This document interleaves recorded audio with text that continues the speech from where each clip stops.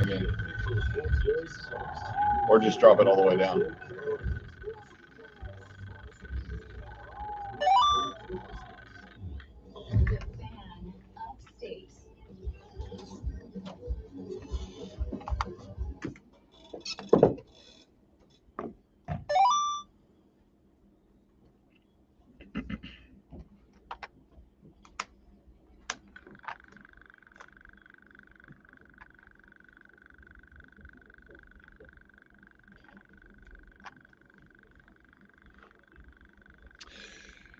Good morning, ladies and gentlemen.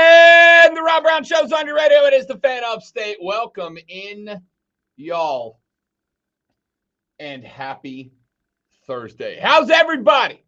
How's your day? Y'all doing all right? Everybody good? Everybody having the time of your lives? I very much hope so. Happy Thursday. It is great to be with you. I am Rob Brown, the great one, out another day, working on getting him all healed up and better. Brandon back with us today. What's up, big guy? I'm hanging in there, ready for another wonderful day. Get to work with you. The sky is nice outside. Let's get it. Yeah, indeed. It is beautiful day outside. Had a good day yesterday. A little after. I got to tell you, ladies and gentlemen, I don't know that there's too much better in sports than watching weekday baseball instead of working. I mean, not that I was working. I was working, and then I had to go home and work more to make up for the time. But the point is, yesterday at 2:05, I was standing on a baseball field, and life was good. Life was good. So now we're back to the regular schedule, back to life in general, and we have got plenty of stuff to get to on the radio broadcast. First and foremost, it is NFL schedule release day, ladies and gentlemen. By this evening, when we lay our sweet heads down to rest, we will have the entire NFL schedule right in front of us. We will know who the Cats play, what the divisional matchup dates like, what our prime time games are, and more. It is like the third best day, fourth best day. I'm going to go with fourth. I'm going to go opening day, week 1. I'm going to go Super Bowl 2. I like the Super Bowl, obviously, but you know, the day that everybody's team is playing on day 1 is great. I'm going to go draft day 1, 3, and I'm going to go schedule release day 4. I think those are the best 4 days on the calendar. And we are going to get our schedule release later on today. Looking forward to that. Things were wild in the NBA last night. I ended the show yesterday by trying to tell you guys that Jalen Brunson was not putting back-to-back bad games together. Wasn't going to happen. 38 points, 9 boards in 48 minutes of action last night as the Knicks climb back into that series with Miami. Obviously, we now head back down to Miami for the next one. Dude, what a solid game out of the New York Knicks last night. Julius Randle was finally back, too. He was MIA. His game was on the side of a milk carton in the last one, but he looked good in this one. Mm-hmm. We're going to talk about Knicks v. Heat later on in the show. And, of course, we also had some hockey to get into last night as well. The Toronto Maple Leafs. They got lucky. I don't know, man. The Leaves were on one last night. The Leaves were on one last night.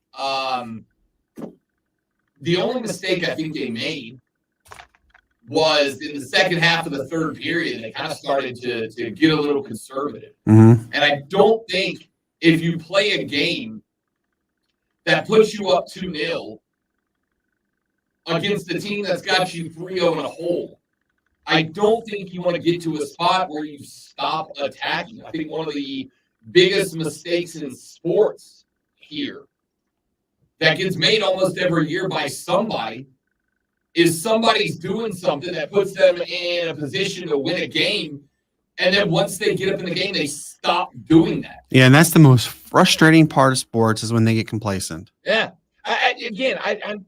I don't want to say it's complacent because Florida was throwing everybody at the net last night. Mm-hmm. Toronto still figured it out, even though they let it get a little closer at the very end than they wanted. for 2.5 periods, Toronto had everything going for them. Now, they were up against the brick wall in net late, but you had everything going for you when you were attacking the zone. And then for whatever reason late, it's like they told everybody who wasn't a star, step back, play backwards. We want to play back in our zone. And once they started playing back into their zone, Florida was able to start pushing again. That being said, I think this series is over in 5. My buddy who is actually watching on the stream, Nick, he lives in Toronto. He's a Maple Leafs fan. I gotta agree with you. I think the Maple Leafs season's over after this next game. We're gonna find out. Let's see if we can get Nick to call in from Toronto, and talk a little hockey with us. We'll see. We'll talk some more hockey as had that one go down last night, and you called this one. Call. Yep, nailed the Edmonton call last night. There was just a precisely 0% chance. Did you see how loud those fans were too? I don't know how much of the game you guys watched last night, if any. But I was watching.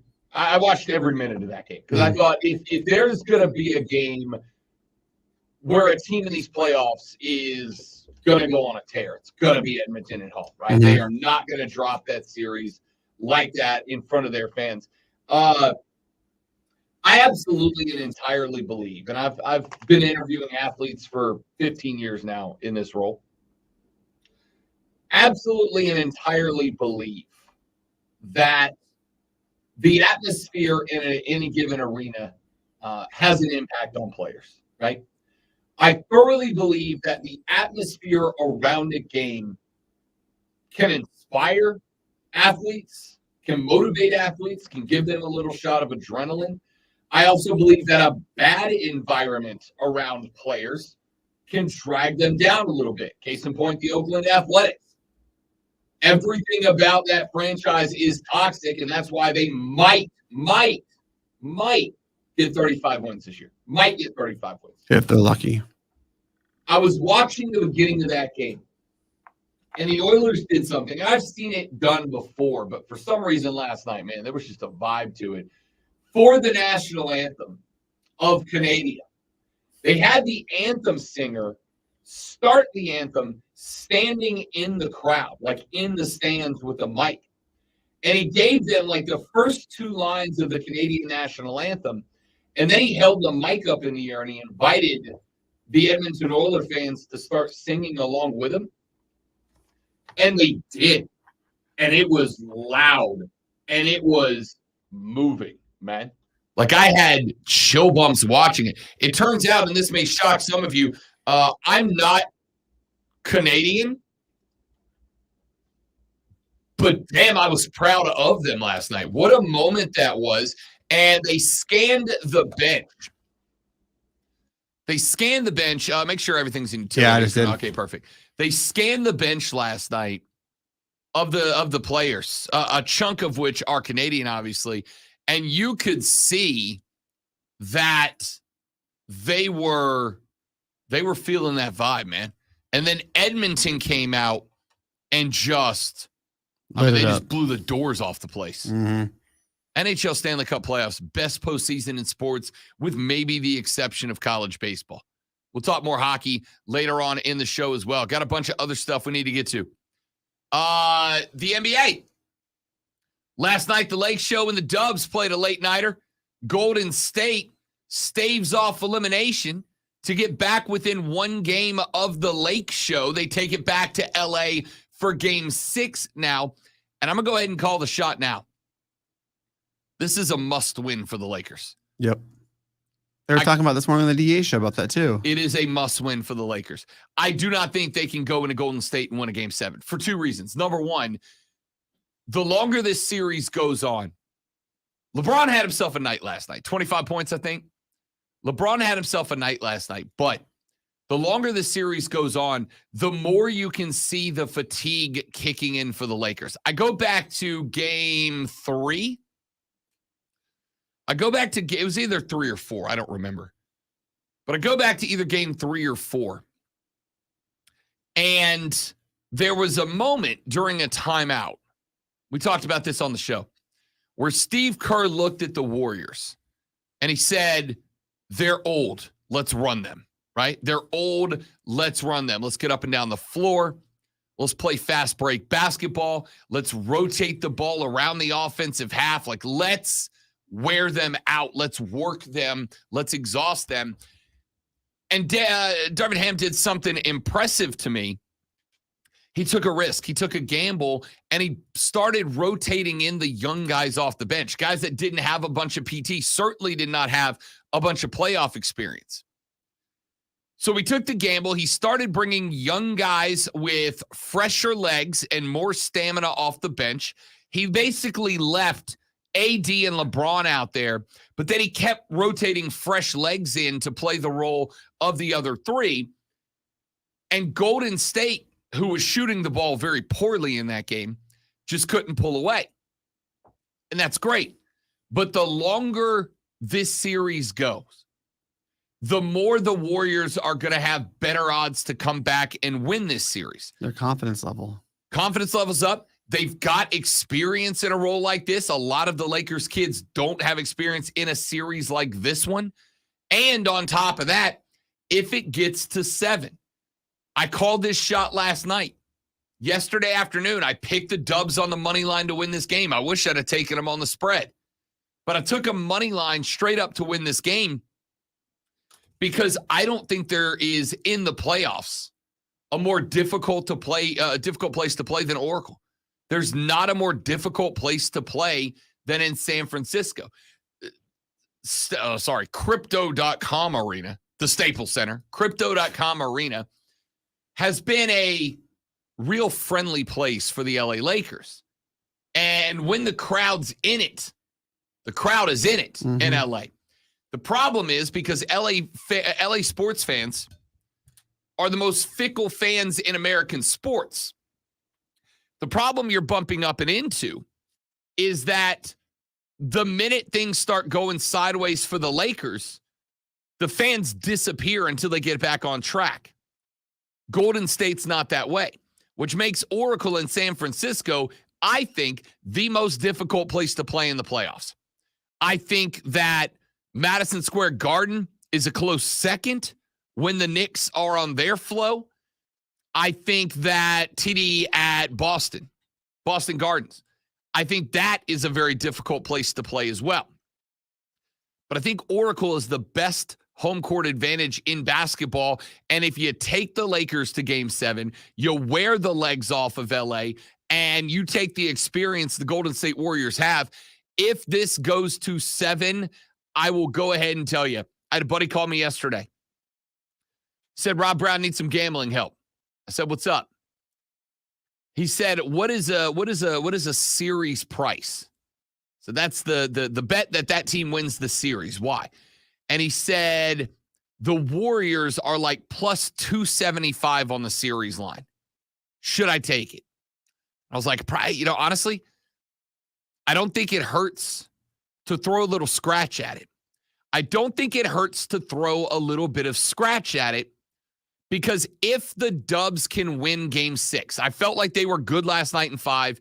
If they can win 6, they're winning the series. It's not that big of an ask, which makes the next game, Game 6, a must-win for LA.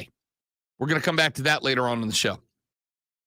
Got some more Carolina talk for you today. Frank Reich in a story that we alluded to yesterday in reference to another story, but did not go down the path of. Frank Reich said some very nice things to say about Bryce Young. Coming up in about 17-ish minutes and some change, we're going to be joined by Rashad Beard. Rashad is the host of the Panther Nation podcast. He's going to join us on our live stream, which you, by the way, can be watching right now at facebook.com/TheFanUpstate, at YouTube at The Fan Upstate. Go to YouTube and subscribe to The Fan Upstate. You can watch the live stream there. You can also go to Twitch, search and subscribe to The Rob Brown Show as well. All of those different avenues for you to watch the live stream. You can also jump on the air with us. The Gilstrap Family Dealerships.com phone line is open for you. All you got to do to get there is go to 844-326-3663. Call that number, 844-326-3663. Brandon's got the phone lines open. He'll get you on the air. We can talk some sports. You can also text us at 71307. 71307. Start your text with FAN, F-A-N, FAN, F-A-N, and we will read them on the air. Let's take a break. We got a lot more stuff to get into. We're going to talk some baseball as the Bo Sox get the better of the Bravos 5-2 last night. They split that 2-game series, and things only get more difficult for Atlanta moving forward. We'll take a look at where the Braves stand in the NL East. Speaking of baseball, the next sport testing European waters is Major League Baseball. That plus the story I told you about yesterday with the National Football League. We're going to get to both of those next.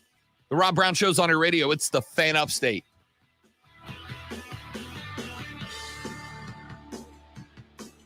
Here. All right, guys. Got a live read. Stay right there. We'll be right back.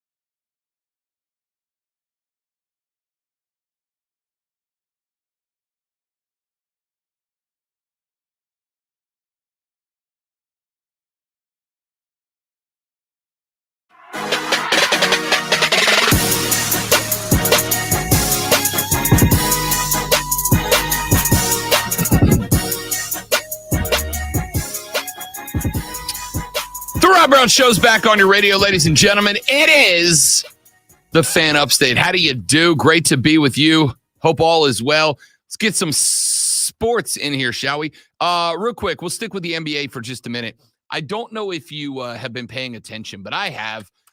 This Lakers Golden State series is really good. Now, it doesn't feel really good with the Lakers up 3-2, and that's only because the Dubs got a dub last night. It's good for a different reason. It's good because this coaching matchup has been wildly entertaining to me. This coaching matchup has been, frankly, quite fun to watch. Steve Kerr and the Warriors, I think, rolled up into this series expecting to just play their game. And it's really not been that way so far. Darvin Ham, I think, has been doing an excellent job with the Lakers.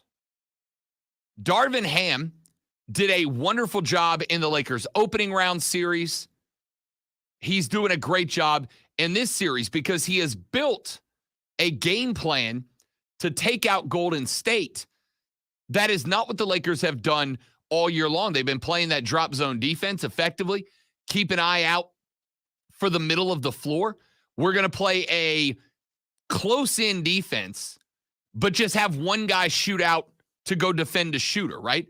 If Clay's out there and he gets the ball, the zone defender closest to him closes out. Don't let him get an open look at the three, but also don't open up the middle of the field either. Keep the middle of the court locked down and make them move the ball. Make them work the ball around and don't give them open looks. I think it's been a great defensive plan. Offensively, when he has been on, Darvin Ham has had the Lakers working the ball through Anthony Davis as opposed to working it around the three-point line and looking for Anthony Davis. They've been working the big men into the middle. But Darvin Ham has also been, as we've mentioned, willing to trust guys, willing to let the Hachimuras of the game get in there and make some noise and kind of throw off what the Lakers did all year long to get Golden State uncomfortable. There's clearly a bit of a coaching rivalry here that is a chess game that Darvin Ham has been winning so far. That being said, I found something very interesting last night. In this series, up until last night, the Lakers had been getting dramatically more free throws in the game than the Warriors had. In fact, up through last night or up until the beginning of last night's game, the Lakers had taken over twice the free throws that Golden State had. Los Angeles, through the first two games, had shot 103 free throws in the first four. Golden State had shot 51. It's a huge discrepancy. Well, Steve Kerr did something very interesting. In the press conference after Game 4, Steve Kerr was at the podium doing his post-gamer. And Steve Kerr he straight up accused the Lakers of flopping to get calls. In fact, at one point, he said that he laments the fact that the league has gone to a place where teams that are flopping are rewarded. He said, I don't fault the Lakers. It's only a bad idea if it doesn't work, right? I've said this on the air many, many times about flopping, about charges. There are a couple of refs in the game that love to call an offensive foul, love to call a charge. And I've said over and over again, if you draw one of those refs, take charges. For God's sake, get the ball, right? Taking a charge to me is every bit as important as getting steals, creating turnovers. It is a turnover. Do it. Steve Kerr said, the Lakers are flopping. They're taking minimal contact. They're going to the ground and they're getting calls. And I was like, are they? Let me go look at the free throw discrepancy. And they absolutely are. I'm not saying they absolutely are flopping. I'm saying they're absolutely getting the calls. More than twice the number of free throws. That'll go a long way in getting you up 3-1 in a series. So, Steve Kerr said in like 3 minutes at that press conference, which is, in press conference time, a very long time. Steve Kerr said in that press conference, I can't believe we're rewarding teams for doing this. Like, good on the Lakers for the game plan working, because it is working, but we can't have this. Went so far as to say that he believes the NBA should adopt the FIBA rule on flopping. FIBA says if a referee believes you flopped, you get a tech.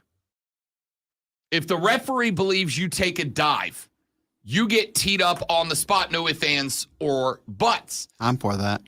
So is Steve Kerr. So Steve Kerr said we should look at that, implementing that rule in the NBA. And that's fine.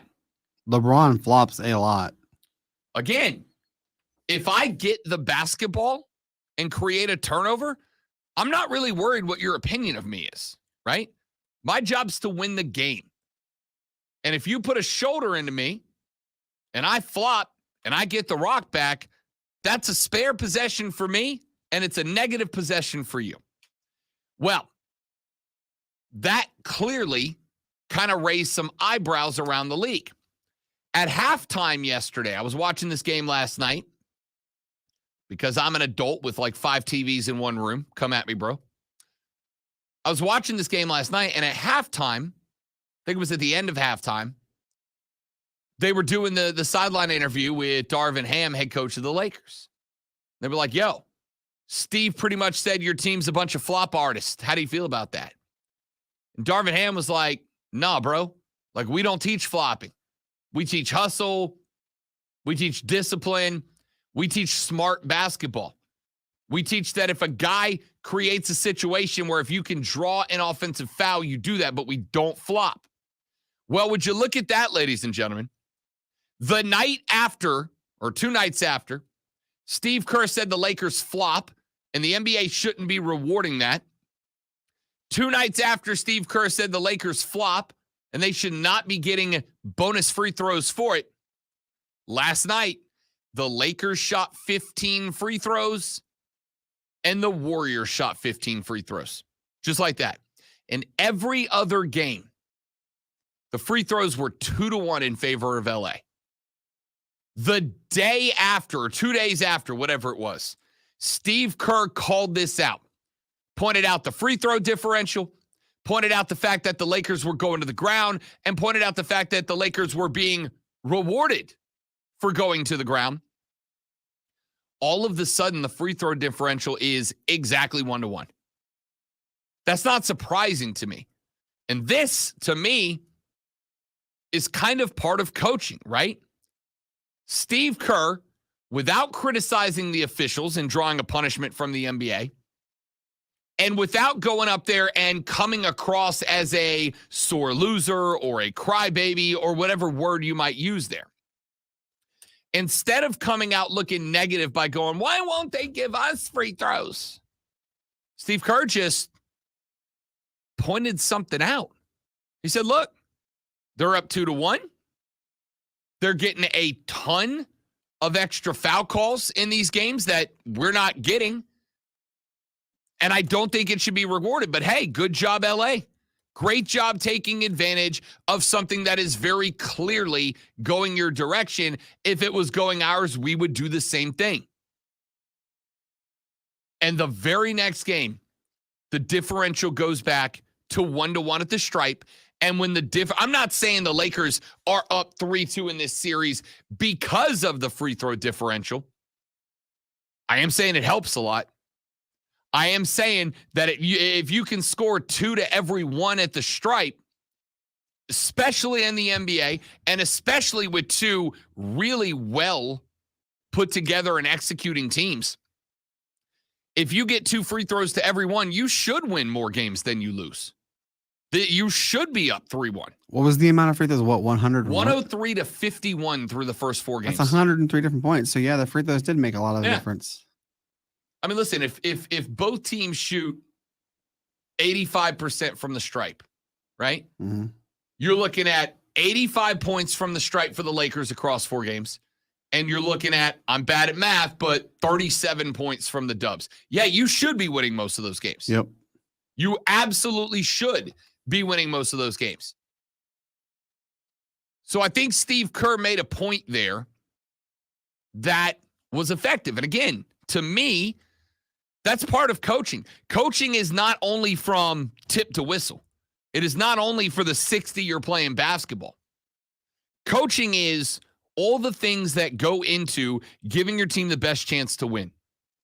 And pointing out they're flopping, they're doubling us up at the stripe, they're being rewarded for it, but also, great management tool, layering in a little compliment there. I don't know if it works when we go back to LA for Game 6, right?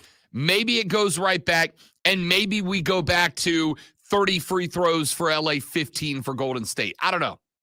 But what I do know is if you give an NBA team 15 extra free throws, they should win that game, especially in the playoffs, right? Especially in the playoffs. So we'll see if this changes. But the fact that Steve Kerr called it out, and the fact that Steve Kerr called it out efficiently without drawing the ire, right? Didn't criticize the refs. That's one thing I worry about. If you criticize officials and then 2 games later you draw that same officiating crew, you think they're going to give you the benefit of the doubt? No. Absolutely not. They're not going to want to listen to you. You just said on national television that they're bad at their job. Of course they're not going to give you calls. Of course they're not going to listen to you moving forward. Right? I'll show you what bad calls are. Yeah. Of course they're not. So Steve Kerr did it in a way that I think was very effective.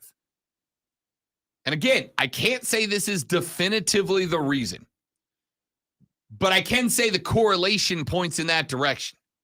Last night, the Warriors did not get bonus calls. Last night, the Warriors went 1-1 from the stripe with the Lakers. Last night, the Lakers were not throwing themselves around as much as they did in the first 4 games. And last night, the Golden State Warriors won the game and drew the series back to within 1. Now, all they got to do is win 2, right? Easier said than done, though. I don't disagree, especially with game 1 being in LA. But as I mentioned back in the last segment, if Golden State goes to LA and wins game 6, they're winning this series. Yep. They will win game 7 at home. So we're going to see. Question mark is, what did the Lakers look like at home? Do you think AD plays after his injury? Great question. AD took a shot to the dome last night off of the arm of, who was that? I think Looney on a rebound, flung his arm out to the left, and I mean clocked AD right in the side of the right in the side of the dome, right in the side of the head, right in the ear. AD ended up leaving the game and apparently had to be taken out of the locker room back, or out of the tunnel back to the locker room in a wheelchair. Now, I don't know. Darvin Ham updated us after the game. He said AD was looking fine after the game was over. I will tell you this, as somebody who has had a concussion before. Oh, yeah. I dealt with dizziness afterwards. Mm-hmm. It is very possible that AD's world was spinning. It's happened to me. I got clocked in the noggin a handful of years ago, got a mild concussion, and I was dizzy for like 10 minutes afterwards. It sucked. Mm-hmm. I've had several concussions. I've also drank enough whiskey for the room to get spinny. And I promise you it's just as bad for those of you who have only experienced that form of the world rotating around you. So I don't know. I do know that if the NBA decides he needs to go through concussion protocols, it is going to be very interesting. It is going to be interesting because without Anthony Davis at home, AD played 32 minutes last night, 10 of 18 from the floor, 3 of 5 from the stripe, 23 points. But he also pitched in 9 rebounds, 3 assists. AD has been the piece in this series. Like, we can all go back and talk about what we saw out of Lonnie Walker the fourth in game 4. 15 points in the fourth quarter, exploded with some massive plays, including a couple of takeaways. But the only reason that mattered is because Anthony Davis kept them in that game, right? If AD is unavailable in concussion protocol, I will go one step further. If AD does not play in game 6, this series is over. I love Bron. I'm a big Bron guy. Bron cannot do it by himself at this point. He just can't. So we'll keep an eye on this series. Let's take a break. When we come back here in just a minute, we're going to be joined by Rashad Beard, the host of the Panther Nation podcast, is going to join us to talk a little Carolina Panther football. That's coming up next on the Rob Brown Show. That's coming up next on the Fan Upstate.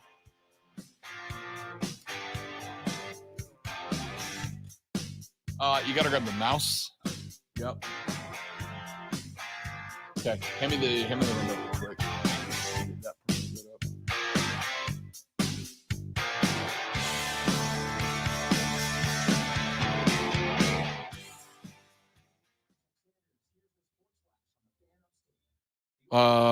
Wiggle that mouse around a little bit. Okay.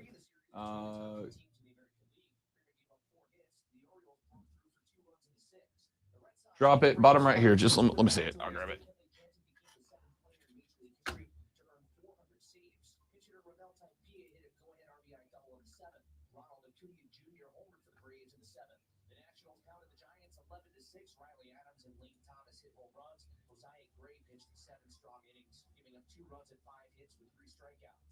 Stanley Cup playoffs tonight. The Hurricanes looking to finish off the Devils tonight in Raleigh. Canes up 3-1 in the best of 7. Game 6, if necessary, would be Saturday in Newark. What's today? Saturday the 10th? Odyssey app. Search the Fan Upstate and listen anywhere on your phone. I'm Chuck Sanders with the Sports Flash on the Fan Upstate. There you go. From the Ingles Market Studio, the Upstate, 97.7 FM Greenville, 97.1 FM Spartanburg.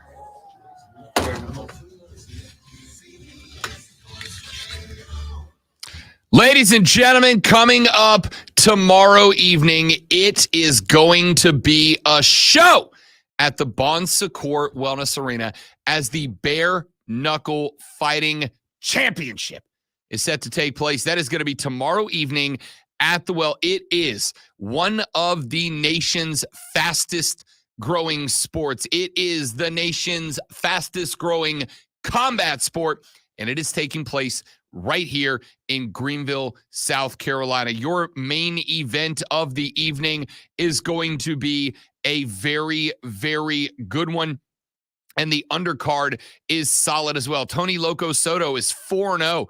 He is taking on the Brit, Tyler El Tornado Goodjohn, who is 3-2, and you can be in the building. Tickets are available right now at bkfc.com. bkfc.com. Shaquille O'Neal has come to the events. Conor McGregor has been coming to the Bare Knuckle Fighting Championship. UFC fighters from the highest caliber have been coming to see the Bare Knuckle Fighting Championship, and now is your opportunity to come see it as well. Go to bkfc.com to get your tickets. bkfc.com. The Bare Knuckle Fighting Championship is tomorrow night, the Bon Secours Wellness Arena in Greenville. It is the Bare Knuckle Fighting Championship. Yeah. We need to put him into utility. I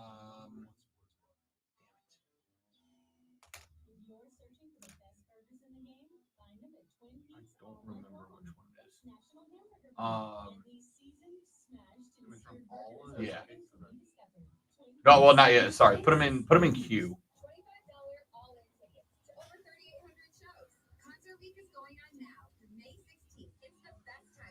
Rashad, can you hear me, big fella?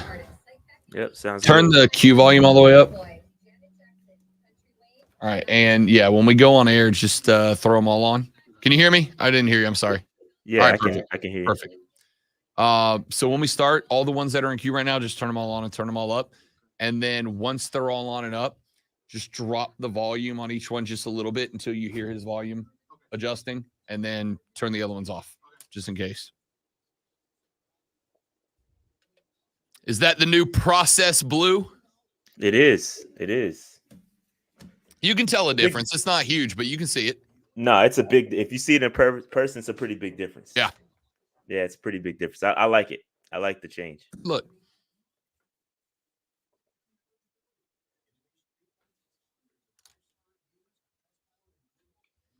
You know, I don't hand y'all compliments often, but the unis are a good look in Charlotte, North Carolina. Yeah, they look good. Yeah, that's why I'm glad they don't touch them. They don't go too crazy. They're fine. Was that? Oh, nice. It's awesome. Yeah, I actually haven't gotten to see one of them in person yet. Yep, they haven't been in the team store. Nice. At the stadium. Can't get them anywhere else right now, just at the stadium. We gonna run back New Orleans, Carolina this year, big fella? Hey, I don't know how far you want me to go with rumors, but the rumor is that it's a Monday night game. Oh, I don't hate that. Yeah. I don't hate that. It's going to be in Charlotte. I don't hate that at all. That's what I'm hearing. I don't know how far you want me to go. I typically don't put credence too much into the schedule rumors, but I'll let that one happen only because I want that one to happen. Again, don't hold me to it, but that's what I'm hearing. All good. I like it. I could take off a Tuesday morning show to come up and get a little buck wild in Charlotte for a night. Definitely gonna have to take that one off for sure. That's a fact. Okay.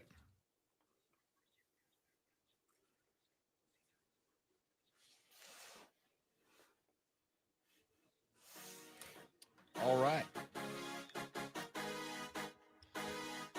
It's Thursday, and you know what that means. On Thursday mornings, we talk Carolina Panther football with my guy, Rashad Beard, one half of the Panther Nation podcast, which, of course, you can follow on Twitter at Panther Nation PC. But more importantly, get at him on YouTube by searching and subscribing to the Panther Nation podcast and hit that little bell notification so you know when the boys are going live, which is like a lot. Rashad, what's up, big fella? How we doing?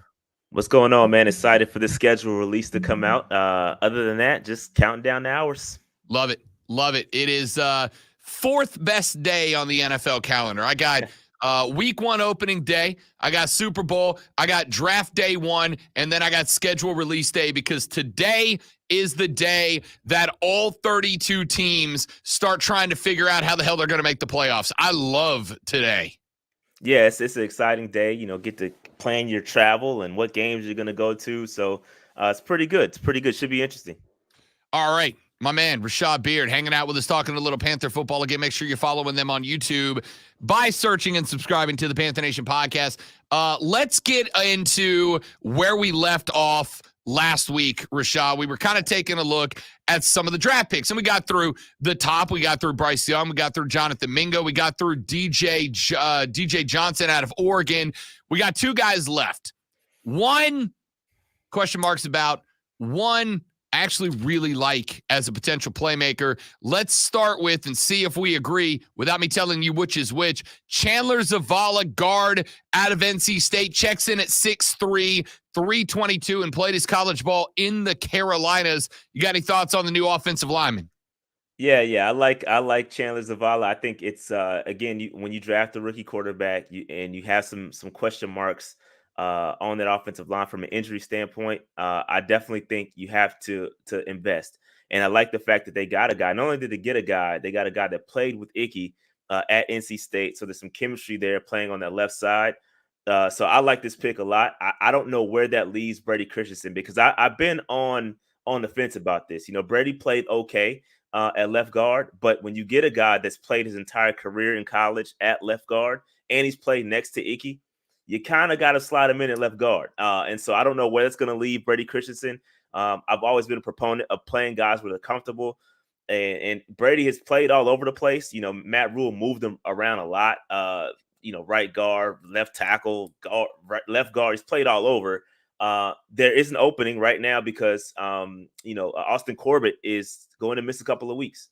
So there is an opening at right guard, whether that's Cade Mays. The great news is that we have options, right? I haven't been able to feel this comfortable about the Carolina Panthers offensive line depth-wise probably since 2008. So I like this pick. I think Zavala can make a push to start. We're going to find out tomorrow at rookie minicamp how he looks.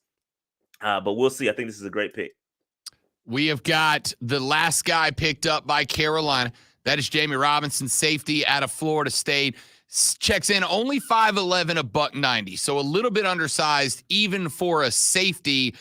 Rashad Beard, this guy, however, is a ball hawk, man. An absolute ball hawk. Yeah, I think this is a guy you got to be excited about. And for me, this is probably my favorite pick of the draft outside of Bryce Young, obviously. You know, you got this guy. He's a potential, third round pick that I believe should have won the third round. And we got him in the fifth round. I think both of those guys, Zavala as well, I believe was a third round potential player. And we got both of those guys in the fourth and fifth rounds, respectively. You look at Jamie Robinson. I think that a lot of Panthers fans were quite perturbed when we lost out on CGJ, Chauncey Gardner-Johnson, a few years ago when he was drafted by your Saints in the fourth round a couple years ago. And, we needed some safety help. This guy can play all over the field, close to the line of scrimmage. And I think this is going to make some guys forget about that CGJ pick. And this pick is exciting. I'm excited to see where he lines up. And he's a dog. And I think that's what we're missing in the secondary. And I think that's what he brings: an attitude, physicality. He is not afraid to hit. So I like this guy a lot. Really good. Rashad, who does he remind you of? Oh man, that's a great question. I think you can.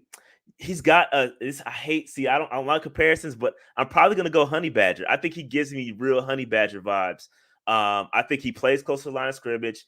He gets really physical in the run game, solid at coverage, not the fastest guy, so I don't want to necessarily put him at free, but I think Honey Badger vibes is where I'm gonna go.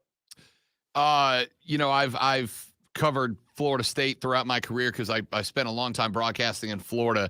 That is exactly who I was going to say. In fact, if you ask me the biggest negative that I have for Robinson, it's that he's probably too aggressive for his own good at some points, right? Like he will overplay a ball because he's looking for violence and he's looking to attack.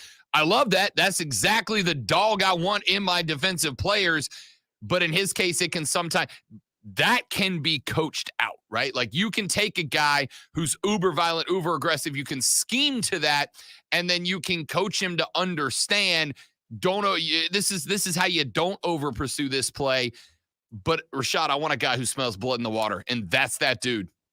Yeah, he's a headhunter, man. I love it. I love this pick. I'm excited. And what I liked most about him was after his got drafted during his press game or his press conference.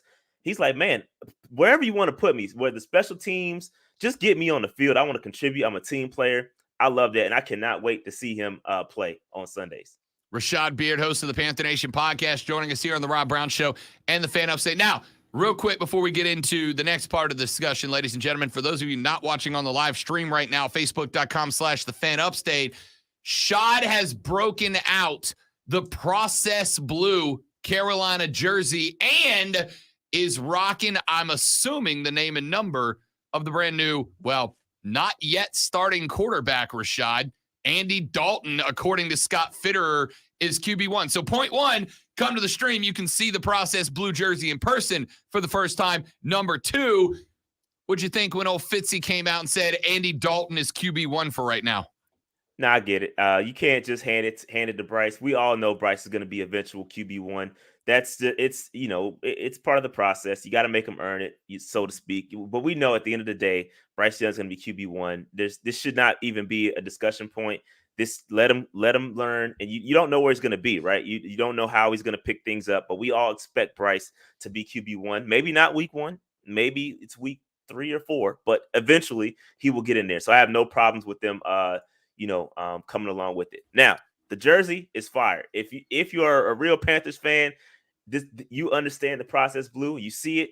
There's a big difference, and I love it. I love the tweak, and I can't wait to see him out on the field because I think that's where you're really going to see it. Let me throw something at you that I said yesterday on the show and just get your gut reaction to it. I agree with you. I think Bryce Young will be the starting Panther for the Carolina.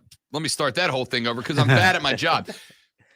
I absolutely believe, as most people do, that Bryce Young is going to be QB1 for the Panthers. My question is it week 1? Is it week 3? Is it week 4? And here is why I think you might see Andy Dalton get a few games at QB1. The Panthers have an advantage on the schedule that Houston does not have with C.J. Stroud, that the Colts don't have with Anthony Richardson, Tennessee doesn't have with Will Levis. The good news is that while I think the NFC South is going to be better this year, I don't think it's going to be a titanic division. I don't think it's going to be a great division, which means that even if you give BY 2 or 3 or 4 weeks, not just to learn the game, but to understand what travel is like, to understand what staying in a hotel room is like. Because, yeah, he did all this at Alabama, but it's nowhere near as intense or as long as it is in the NFL. You can give him 3 or 4 weeks to really find the flow of not just the football game, but of all the things that go around being a franchise quarterback. Because realistically speaking, nobody in that division is going to run away from anybody else within the first 5 weeks of the season. I don't want to see Bryce Young rushed for the sake of getting him out there, especially knowing, as I pointed out yesterday, Andy Dalton was 1 win away from winning that division last year. I'm not saying he's great. I'm saying he can carry it for 3 or 4 weeks while Bryce Young gets to speed on the overall National Football League life. Yeah, I think that really sounds great. And I'm with you. I'm completely with you. It all boils down to wins and losses, man. If Andy Dalton is out there, getting some L's, the noise from Panther Nation after you just traded up to get this guy and you're not going to play him is going to be nuts. Like I get it. I'm with you. I don't want to rush him out there. And the travel is a great point. That's something that's not really talked about. Getting used to the whole grind of the NFL schedule. It's a great point. But at the end of the day, man, if Dalton is out there winning some games, I don't think it'll be a problem. But if we're losing, Panther Nation is going to make some noise, and you got to get Bryce out there. But let's get him. Let's get him out there and be comfortable. Rashad, they said that the over/under is 3.5 weeks to get him out there. I'm predicting that probably by week 3, he's going to be out there because I don't think Carolina is going to trade all that assets up and waste the number 1 pick for him to sit on the bench. I know Andy Dalton is good, but I think Bryce Young is the future of the Carolina Panthers. I agree. I think by week 3, he'll be out there. I think that's about right. All right. Throw one more at you. 3 player names that got jumped up this year, in the last couple of weeks. Cam Irving gets re-signed. He's back on the roster, 1-year contract.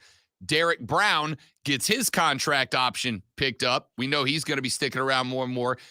And CJ Henderson does not have a 5th-year option, so this becomes a prove-it year for CJ Henderson at a position of need. That's a spot that Carolina needs to shore up, and they decide we're going to make you prove it this year. Of those 3 moves, which ones are right, which ones are wrong? Do you have a take on any of them? I think they're all right. Cam Irving, I think, is a swing guy. I do not want to see him starting. No way should he be starting, but I do like him as a depth play. Somebody goes down, you slide Cam Irving in. I think he's going to be solid. So I like that. As veteran, can help those younger guys come along. So love that. I think that Derek Brown getting his option picked up is a no-brainer. The guy is coming along. Is going to be a great player. CJ Henderson is in trouble. Let's be absolutely clear here. He's in trouble.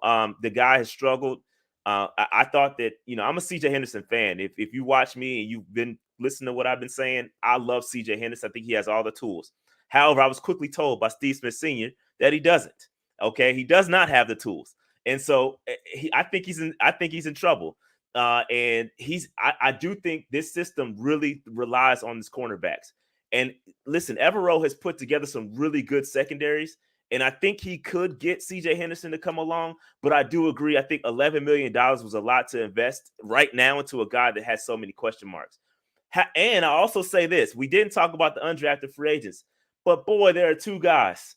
Rezjon Wright is 6'2", 195 pounds. This guy, man, is really going to push somebody. There's a couple of cornerbacks need to watch their back. I think the undrafted guys that we picked up are going to put some guys on notice. So, CJ, I like him. I hope he can get it together, but he needs to be on notice right now.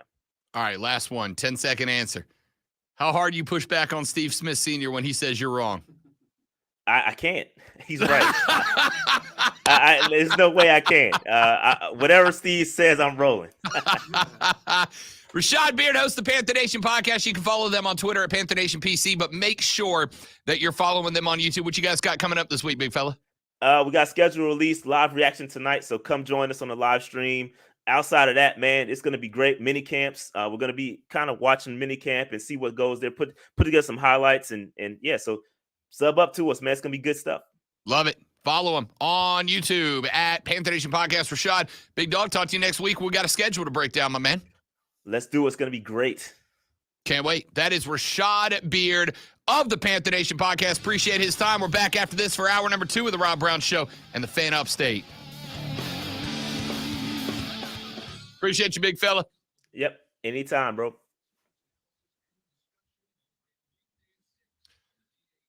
All right, guys. I'm going to run to the restroom. I'll be right back. Don't go nowhere. It's going to get fun in hour number 2. Stick around.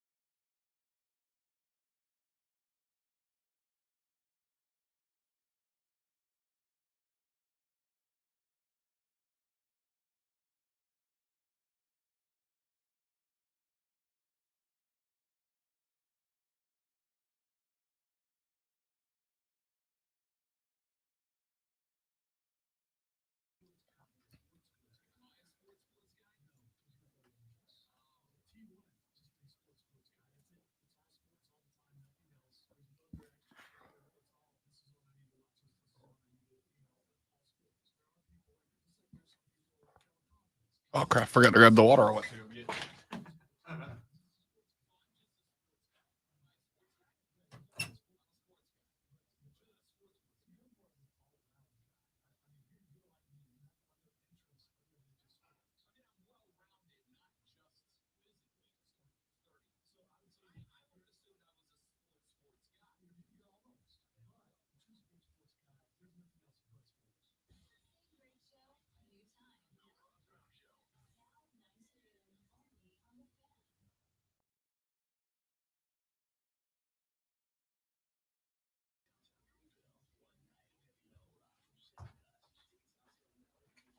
All right.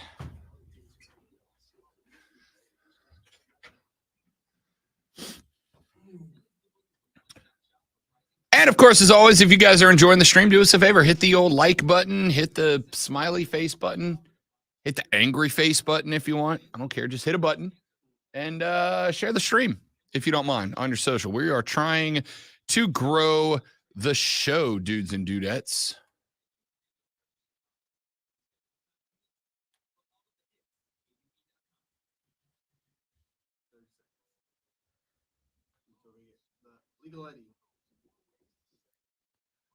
That was a good interview. Rashad's good. Yeah. Rashad's good. That was funny about Steve Smith. He if you want to watch it, he did a full draft breakdown with Steve Smith, and it was really funny. Yeah. Steve Smith gives zero bleeps. Like, he just says what he says.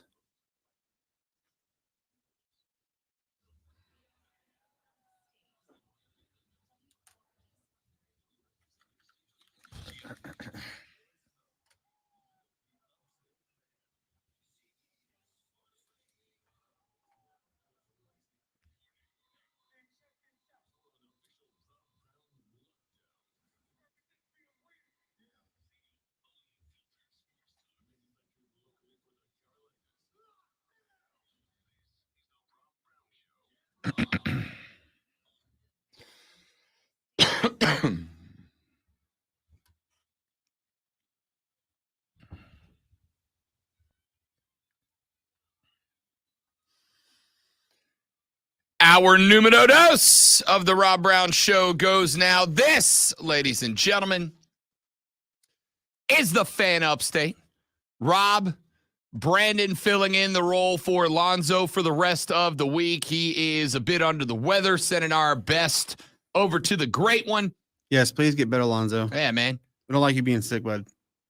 Yeah, he gets stuck working with me. No, I like working with you. Get it together, Lonzo. No, sincerely. And by the way, if you are on Twitter, send your well wishes, send your positive vibes over to the great one at Lonzo on Word. You can follow me at the Rob Brown Show because I'm as creative with my online handles as I am with my show names. Schedule release day in the National Football League. It's a big day, obviously, because not only today do we get to see how the schedule lays out for the Cats and the other 31 teams in the National Football League, but on top of that, your schedule can play a big role in how your season plays out. You see who Carolina's playing first week? I have heard the rumors. They're playing the Birds. I have heard the rumors that week one we'll see Carolina on the road at Atlanta to open the season. Now, we will get that confirmed later on this evening. There have been some leaks on the schedule so far. Aaron Rodgers is going back to facing Green Bay this year. Yep. How about Jordan Love and the Packers getting 5 primetime games this year? That's crazy. 5 times Jordan Love will be starting quarterback in a primetime slot. A lot of that going on, but obviously these are all things that come into play. I mean, not that Jordan Love's a rookie quarterback. I mean, Lord knows the guy's had plenty of time to learn about the league around the travel and the hotels and all of that for sure. But again, plugging a guy in for his first time with the keys to the car and giving him 5 primetime games is a lot.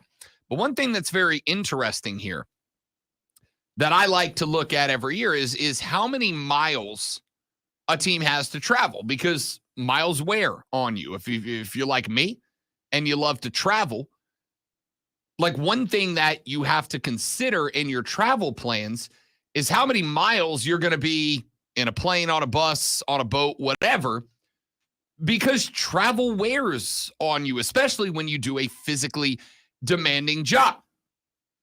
The team that will travel the fewest miles this year is the Cincinnati Bengals. All told, stadium to stadium throughout a 17-week season, they will travel 11,942 miles, and they will cross time zone borders 12 times. Wow. 11,942. The team that will travel the most this year, the Seattle Seahawks, with a game in Germany, will travel 31,600 total miles and will travel 36 different time zones. Wow. The 49ers, 29,958, and will also cross 36 time zones. The Dolphins, who have a European game, 27, 110, and 18 time zones. The Rams, 26, 332, and 34 time zones. The Chargers, 26, 102, and 30 time zones. The Ravens, who will play in Europe, 25, 442, and 28 time zones crossed. The Cardinals, who will play in Europe, 25, 126, and 26 time zones crossed. The Chiefs, 24, 156. The Bucks, 23, 764. And the last team playing in Europe is the Patriots, 23, 299, and 26 time zones crossed. That's a lot of wear and tear in your A body. lot of miles, man. A lot of miles. Carolina, by the way, checks in with the fourth least miles traveled. They will travel 12,357 miles and cross 12 time zones, just behind the Vikings, the Lions, the Jets, and the Saints. They, along with the Browns, are the only teams traveling under 15,000 miles, half the travel of that of the teams that will be skipping the pond to go play in Europe this year. That's good news. And, one of the things that is very nice about Charlotte, Atlanta, New Orleans, and Tampa, and having your division relatively compact, is that those travel days aren't tough. No. Right?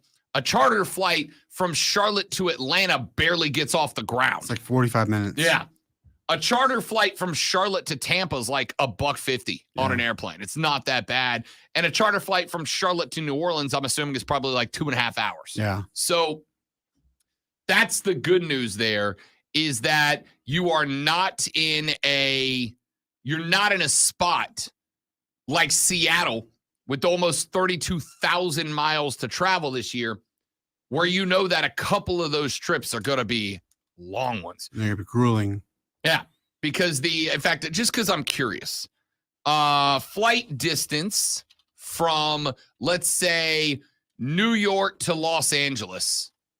Flight distance from New York to Los Angeles is just under 2,500 miles. Flight distance from, let's say, New York to London is 3,400 miles. So you're looking at an additional 800 miles of distance to fly from New York. Flight distance from Seattle to London, let's take a look at that.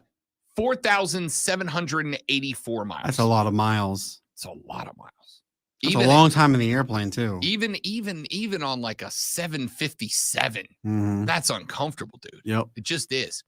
So we'll get that. Now, while we're talking about the NFL in Europe, we had this discussion to some degree yesterday. I said yesterday on the show, do not be surprised that if at some point in the near future, it is announced that a team is going to London. And I based that yesterday on the fact that we did get our NFL European Series dates, venues, locations, and teams. The Jacksonville Jaguars are playing 2 games, and both of them are in London. Now, if you were just sending the Jags over to let Trevor Lawrence be the face of the league in Europe for whatever reason, you'd likely do a Jags game in London and a Jags game in Germany to kind of give them the real tour de force there. But both of those games are taking place in London for the Jacksonville Jaguars. And I told you yesterday, that is 100% because of the fact that the Jags are going to London. It is no longer a question to me. It's a statement, right? And I said, don't be surprised if you end up seeing down the line an entire division based out of Europe. I wonder what division would go, though, or would they have 4 new expansion teams? I don't know. Right? I don't know if there are 4 NFL teams that would be willing to uproot as they stand. Well, actually 3 more teams willing to uproot. But also, a handful of years ago, I would have told you were crazy for thinking the Rams were going to leave St. Louis. I'd have told you were thrice as crazy for thinking the Raiders were ever going to leave Oakland, right? So I thought with the way Oakland is, they were still playing in the Coliseum. I felt as if it was only a matter of time before Oakland would leave. I didn't know where they would go. Am I surprised they went to Vegas? Yes, but then again, I'm also surprised that they didn't just go down to San Diego and have 2 San Diego teams. But then San Diego moves to LA. Here's the thing about Oakland, because we're dealing with this with the Oakland A's as well, and this is actually going to factor into this conversation in just a minute. Oakland Coliseum's a dump, all right? But it's not unfixable. Oakland Coliseum just has not been touched in years, and there is a reason for that. The Raiders weren't putting a ton into it at the time because this was on the table. Why am I going to put $250 million into renovating and upgrading a stadium that I'm not sure I'm staying in, right? But the black hole was rocking. The A's ownership, John Fisher and the ownership of the A's didn't put anything into the stadium because they knew they wanted out, right? The Coliseum is a fine stadium. It's got the right dimensions and proportions.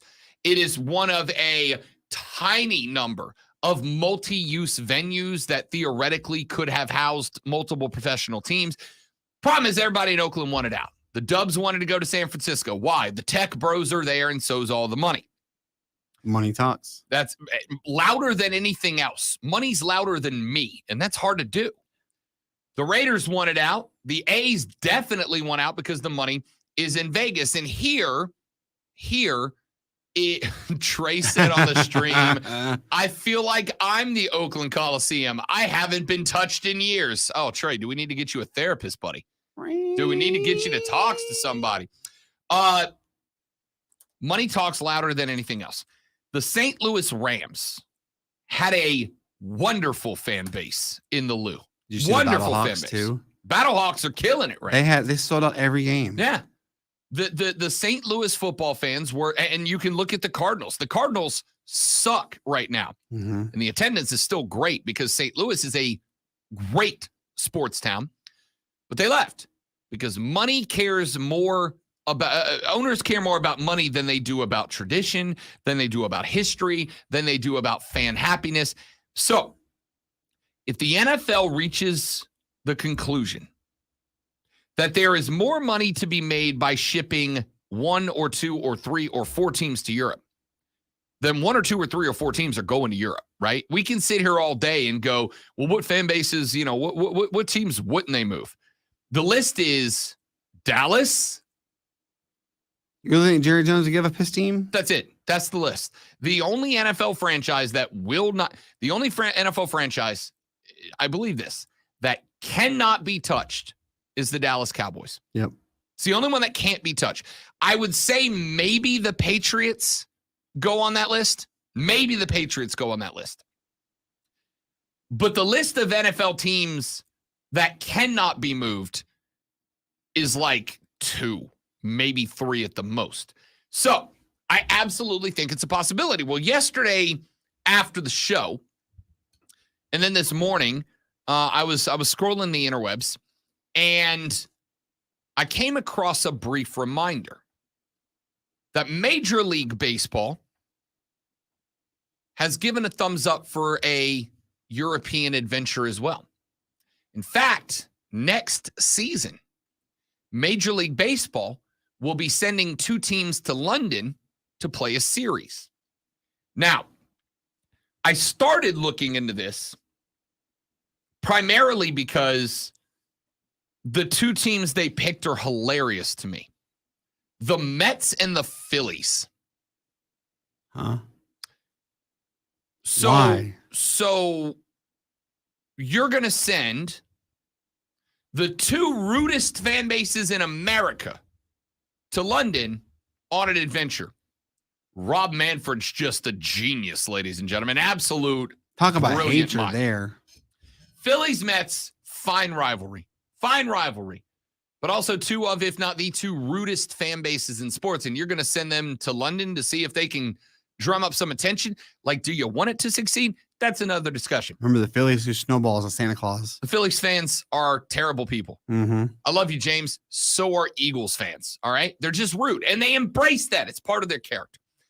The reason I bring this up is to point out that American sports ownership believes that there's money to be made by sending domestic teams abroad to find a new home. And it's not a one-way street. You will notice the last couple of years, Chelsea, out of the Premier League, has been coming here to play games. Wrexham, the team that is owned by Ryan Reynolds and Rob McElhenney of Daredevil and Always Sunny in Philadelphia fame, they're coming to play a United States tour here. Arsenal has played games here. Man U, Man City have both played games here. Now, that is not to say that I think that the English Premier League will one day become the International Premier League. But I think they know there's money to be made because the world is a smaller place than it's ever been before, and we're all more connected. I was scanning an article, an opinion piece, that Mike Florio of Pro Football Talk put up talking about this whole situation. And he reminded me of something that I actually had forgotten about. He pointed out that last year, when the discussion about NFL teams going to Europe was being kicked around, I completely blanked on this. Roger Goodell at one point even straight up said that he believes a 4-team European division is a reality in the future. Wow. I'd forgotten about that, right? Mm-hmm. Jags fans aren't going to like this, but it is what it is. The Jags are going to London. This is not a if or maybe. This is me telling you what's going to happen. The Jags are moving to London. I don't know when or where. The question mark is going to be who goes with them? Who goes with them? Would it be a bit of expansion? MLB is looking at expansion right now. Mm-hmm. Once the I've told you this for the last couple of weeks. Once the A's get to Vegas, the NFL is going to add, the MLB is going to add 2 more teams. Question marks, who gets them? Nashville wants them, Charlotte wants them, Orlando wants them, but Montreal, Quebec, Canada also would like the Expos back and likely are going to be willing to build a big indoor stadium to make it happen. And MLB sent the Giants and the Dodgers down to Mexico City to play a series just to test the waters. And it went real well, by all accounts. Your favorite domestic leagues, and I'm not saying this is a bad thing. I'm almost kind of intrigued by it. Your favorite domestic leagues are going international. They just are. Where are the Phillies and Mets going to play, though, in London? I'm assuming probably Wembley. They'll probably retrofit it to host a baseball game. I mean, baseball needs less field than a soccer pitch, traditionally speaking. So I would suspect like a Wembley, maybe a Tottenham Hotspur, same place as the NFL is playing. But this is all a feeling out process. MLB within the next, let's say, 7 years, will have a team that is international. It's going to start with either Canada or Mexico, but they're going to have one. The Jags will be in London by the end of this decade. I'm calling that shot now. By the end of this, if not sooner, by the end of this decade, the Jags will be in London. And my question is, who goes with? I'm going to tell you straight up. I don't want to say this because, I don't believe in you're putting it out there in the universe. But much like Mookie Betts with a ghost in a hotel, just in case, I don't want to say it. The New Orleans Saints go to Paris, become the Paris Saints. Why not? Right? If Paris is a place that's interested, and if there's money being made by the Jags in London, and they can reach an agreement on what a labor contract looks like, the Paris Saints fits perfect, right? I don't want it to happen. I'll fight tooth and nail to stop it from happening. Hell, the Saints are already themed. They got a fleur-de-lis on the helmet. How much more perfect could it get? So the point here is nobody's safe. Everybody could be moved if the leagues and the team owners believe there's more money to be made because they care more about that than your love of the team, than your traditions, than your history. Just is what it is. Let's take a break. Come back here in a few minutes. Got a few more things that I want to get to. I've been teasing this Deion Sanders things for a couple of days. I should probably get to that. I'm timely. Brandon's at the controls. My name is Rob Brown. You are watching, you're listening, you're engaged with the Rob Brown Show and the Fan Upstate. Okay. All right, guys, got a live read. Stay right there. We'll be back in just a couple of minutes. Don't go anywhere.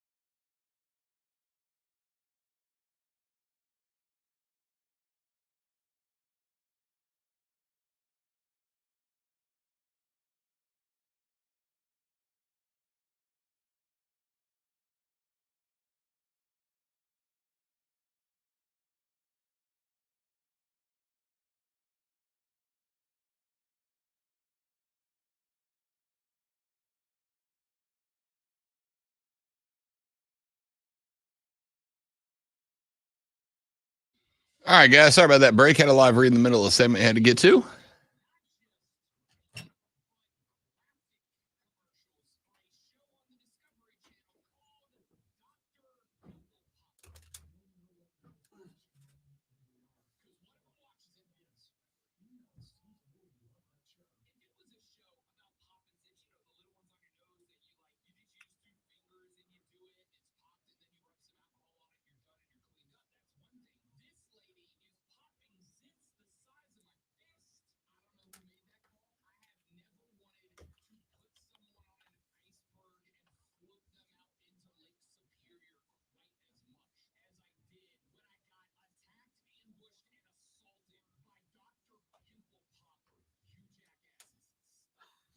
You ever watch that show? No. Oh my God, it's crazy. Man. No, because I'm not a monster. Some of the things are stress. I'm like, oh.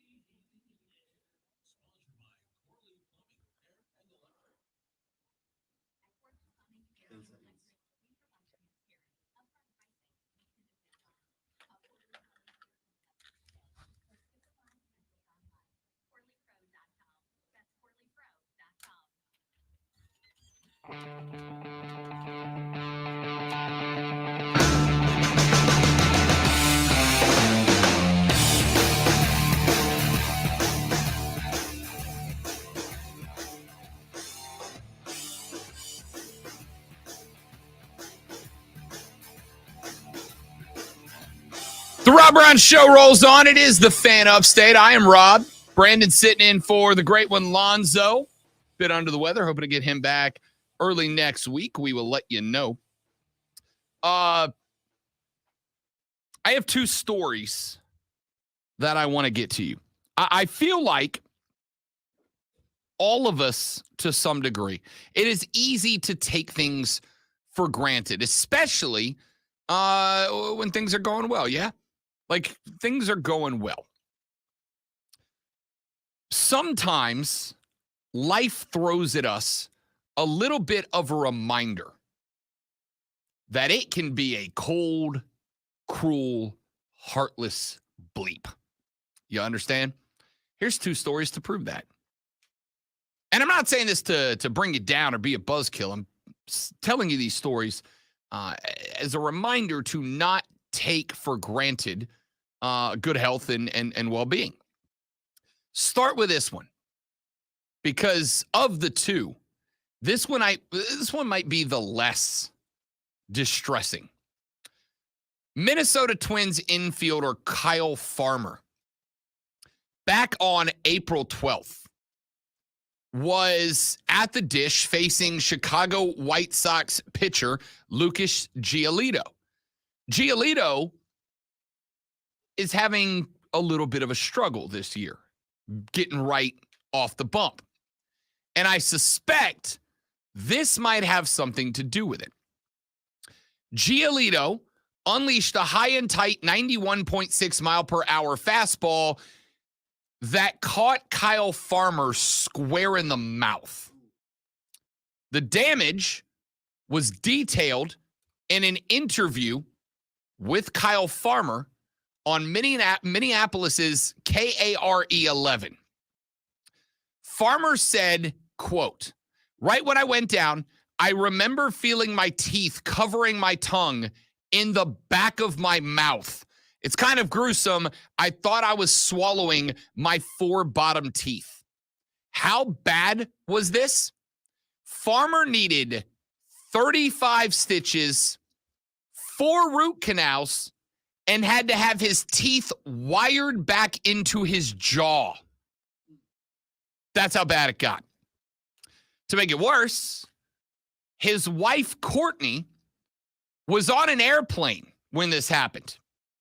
she was watching on the game tracker, right? If you've got one of the sports apps, a lot of them have a game tracker where even if you can't watch the game, it'll show you stats, what's happening, who's at the dish, the results of every pitch, every hit, yada, yada, yada.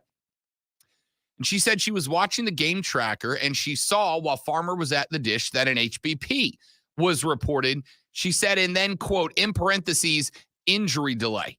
So I go back and watch to see what happened because he gets all the hit all the time. And I was hoping it wasn't anything bad. But when I see the delay on there, I knew it had to be bad. So for at least a handful of minutes, she saw her boo take a 92-mile-an-hour heater off the mouth, get knocked to the turf. Now, the good news was Farmer was actually able to stand and walk off the field with assistance. 35 stitches, 4 root canals, and wired teeth into his jaw. And here we are less than a month later, and Kyle Farmer is back on the field, back to playing already. Damn, dude. Now, ladies and gentlemen, the story that I think is actually worse than that, because that sucks. The pain in the moment has got to be extraordinary. The fact that my dude is likely on a liquid diet for the better part of a couple of months while his teeth reroot after 4 root canals and a wired jaw, and 35 stitches. This story actually strikes me as worse. No physical injury involved. You all know Bo Jackson. And Bo knows everything. Bo knows baseball. Bo knows football. Bo knows it all. Back in July of 2022, Bo Jackson had something happen. Bo Jackson has had a case of constant hiccups since July of 2022. Now, your boy's gotten the hiccups before in a pretty big case, 10, 15 minutes. And after 15 minutes of having the hiccups, I want to murder something. All right? It's awful. It's awful. Doesn't happen every now and then. I have 2 things that every now and then jump up and get me. Every now and then I'll have a migraine headache, which knocks me out of commission. And every now and then I will get a case of the hiccups that goes on for 15 minutes. And usually after those 10 or 15 minutes, I am very stabby. I'm bad. Bo Jackson has had the hiccups for 10 months without stopping. Bo said on an episode of, I think he was with Greg McElroy and Kubelik, I think. Anyway, he was on Jocks Radio in Birmingham. He was asked to attend the dedication of Frank Thomas statue, also Auburn legend, at Plainsman Park back in April, and he did not attend. And a lot of people kind of were like, why wouldn't Bo be there, right? As a fellow Auburn guy, two of, if not the best 2 baseball players to come out of that program, why would Bo not be there? And he said, quote, I wasn't there because of dealing with hiccups. I've had the hiccups since last July, and I'm getting a medical procedure done at the end of this week, I think, to try to remedy it. I've been busy sitting at the hospital, sitting with the doctors, poking me, shining lights down my throat, probing me every way they can to find out why I've got these hiccups. That's the only reason I wasn't there. They asked Bo what has been done so far to try to remedy these hiccups. And Bo said, I have done everything. Scare me, hang upside down, drink water, smell the ass of a porcupine. Nothing works. Now, I don't know how many of y'all are from not the deep South, all right? I am from the Florida Panhandle, which we affectionately refer to as LA or Lower Alabama. Love it there, but it's the South. And there are some popular Southern expressions that some of us grow up with. My favorite being, bless your heart, You know what? If somebody says bless your heart, you know what they're saying to you? That it stopped and bless you for starting back up. No. It's worse than that. Bless your heart is the Southern way of saying, God, you're an idiot, without calling him an idiot. Now, see, I'm from LA too. I'm from Mobile. Man, bless your heart. My grandmother, Jared E. Brown, angel of a human being. Whenever Rob Brown does something dumb, and this may shock you, but that happens more than occasionally. She will look me dead in the face and be like, oh, bless your heart. Bless your heart is the sweet way of saying you're an idiot. You're an idiot. It is right up there with another Southern phrase, pretty is as pretty does. That's a way of saying it's a good thing you're cute because you're an idiot. All right. There's the old spraying, I'm full as a tick. I couldn't eat no more. I'm full as a tick. I've heard that one. Yeah. There's some I'm worn slap out. These are all popular Southern Dog tired. expressions. Yeah. Living in high cotton, I reckon. God willing, if the creek don't rise. Like, these are all very popular Southern expressions that all have their own individual different meanings. I'm fixing to do that. Fixing to. Fixins. Right? Yep. Don't amount to a hill of beans. Over yonder. She was madder than a wet hen. Like, these are all Southern expressions. Dadgummit. Yeah, that all means something. Yeah. I'm going to go ahead and tell Bo. Not that Bo don't need this, because Bo's from the deep South too. Bo's an Auburn fella. He grew up in Opelika, Alabama. Just outside of Georgia. That's it.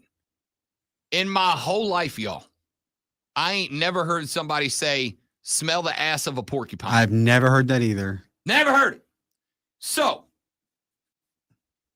I genuinely want to believe that at some point, Bo Jackson was struggling so hard with 10 months of the hiccups. And again, I'll tell you, after 15 minutes, I'll do anything. I'll do anything. I hate being jump scared. I hate being scared. I don't understand why anybody enjoys being scared. After 15 minutes of the hiccups, I will tell my fiance, I want you to actually stab me. Like, actually do it. Because I need to be in fear for my life if that's what cures the hiccups. Could you imagine how much sleep he has lost? 10 months worth. Yeah. Because I'll tell you this, every now and then I'll get them right at night. Right at nighttime. I'll be laying in bed. Like, oh, great. Here we go. There ain't no sleeping when the hiccups are coming. And my man's had them for 10 months. 10 months, dude. I think I would rather be hit in the face with a 92-mile-an-hour fastball than have 10 months. Which one you picking right now? If you got to go through one. Baseball. You going 92-mile-an-hour heater to the noggin, or are you going with 10 months of the hiccups? Baseball. Hell yeah. I do not want to have 10 months of the hiccups because I know I'm a person who likes my sleep. And if my sleep is disrupted, everybody suffers. Dude, no chance. Give me the heater to the mouth all day, every day. That's unbelievable. Yeah. God, I hope they figure that out for Bo. I had to tell you, I don't know if I could bear it.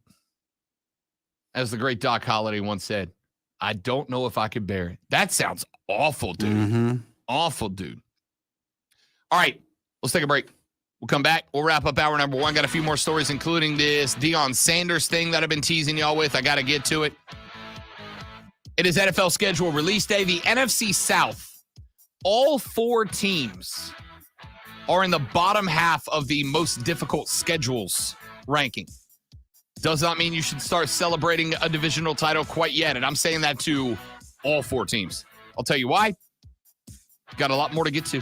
I'm Rob. He's Brandon, filling in for the great one, Lonzo. We're back after this on the Rob Brown Show in the Fan Upstate.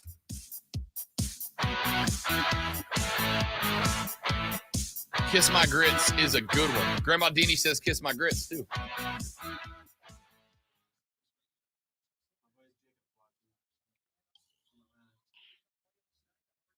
Nice. Welcome in, man. Glad to have all you guys with us. Yeah. Share our wonderful show. All right. I'll be back in 30 seconds, guys.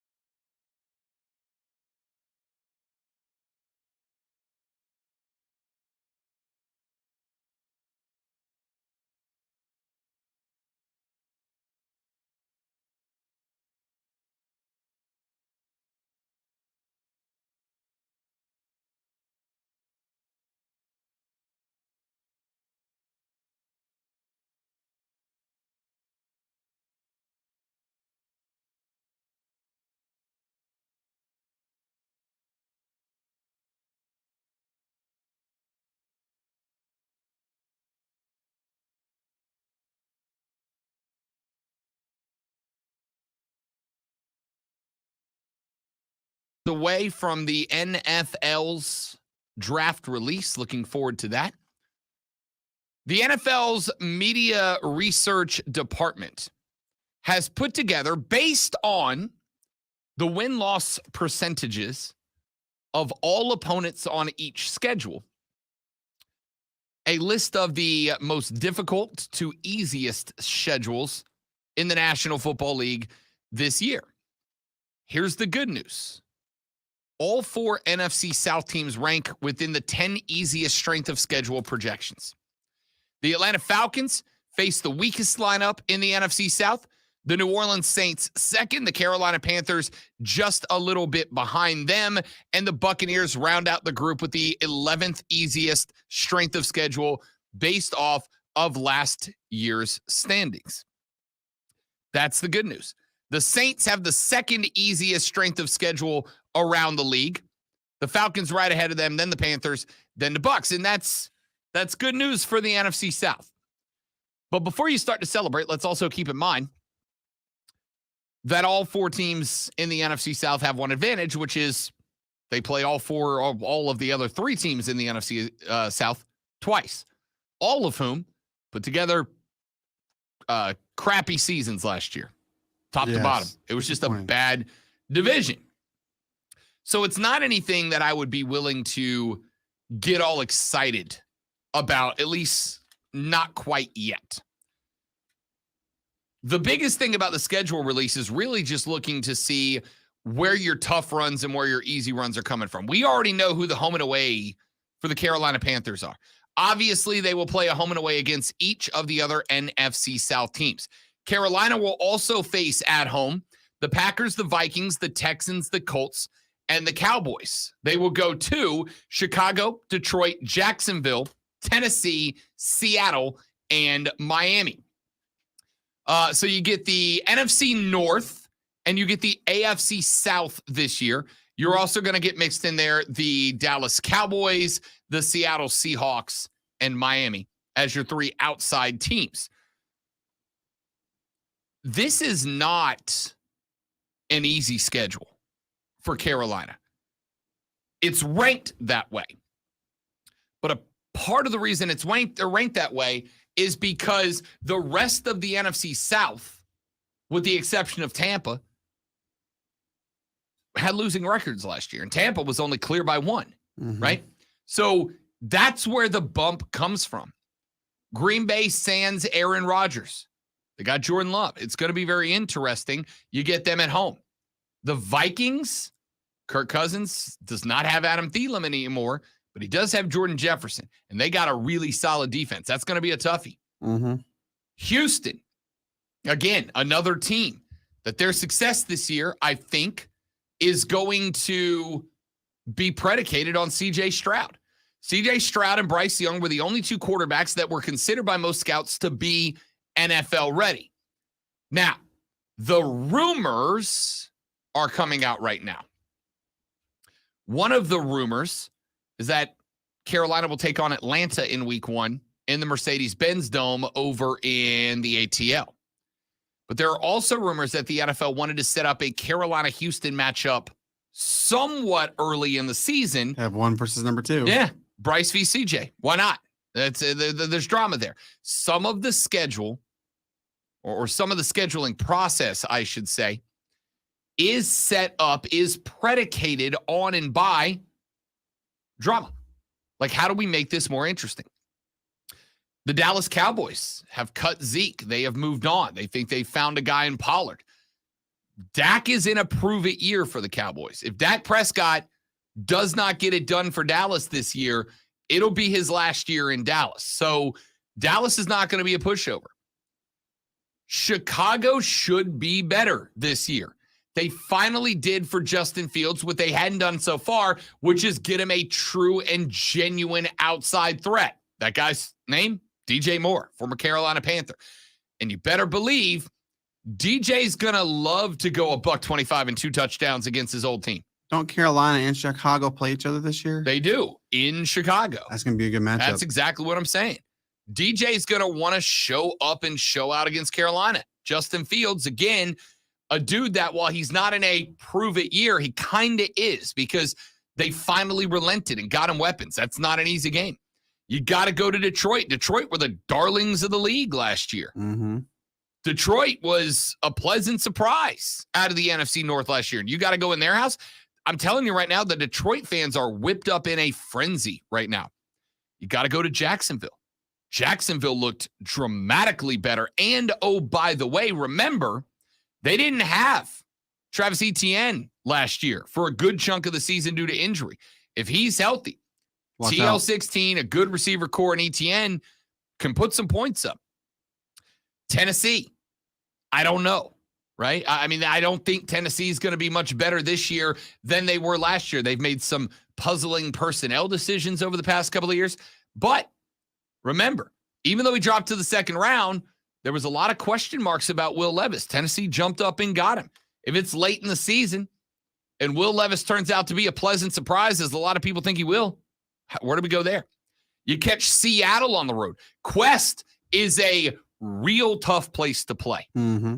Seattle fans are wild, dude. And your comeback player of the year, Geno Smith, kind of found something last year, and they're going to have a better offensive line this year. Seattle's not going to be easy. And finally, the Dolphins. Now, the Dolphins are going to go as Tua goes, right? If Tua Tagovailoa, who said he considered walking away from the game of football this offseason due to the concussions, but then decided, hey, you know what? I'm young, right? I'm young. Let me see if I can bounce back. If Tua Tagovailoa is able to develop some chemistry and, more importantly, is able to keep his helmet off the dirt and not get racked over and over and miss a bunch of games due to concussion, Miami might be a legitimate team this year. And you got to go down to Miami. Miami's a lot like Jacksonville. When the team is bad, it's a super easy place to go play football. When the team's bad, Miami fans don't show up. But when Dolphins fans believe the team is pointed in the right direction, Miami's not an easy place to play either. So we know who the opponents home and away are.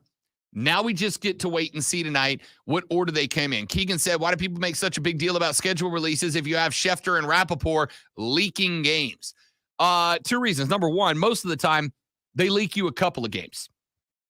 More importantly, tonight's the night we find out stretches of games. Tonight's the night we find out, all right, are you going to have to go to Seattle, Detroit, and Chicago back-to-back on an away trip? That's a tough stretch. That's an 0-3 stretch or a 1-2 stretch.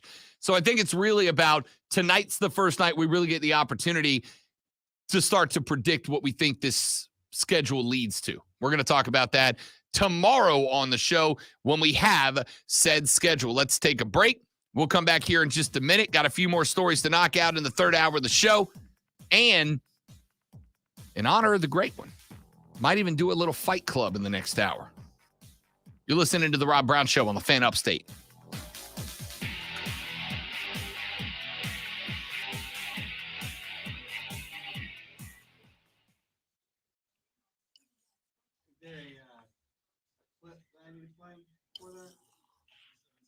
Yes, in the Rob Brown page, there should be one called Fight Club.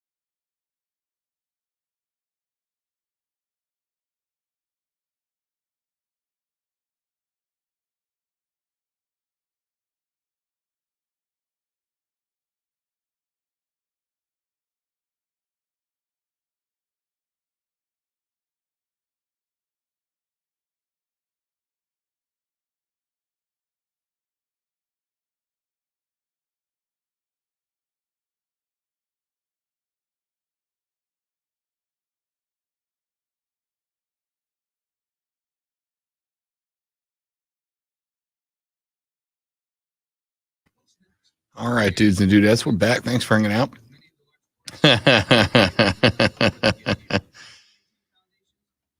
Yeah, Zoe's not feeling it right now. Working on getting him back.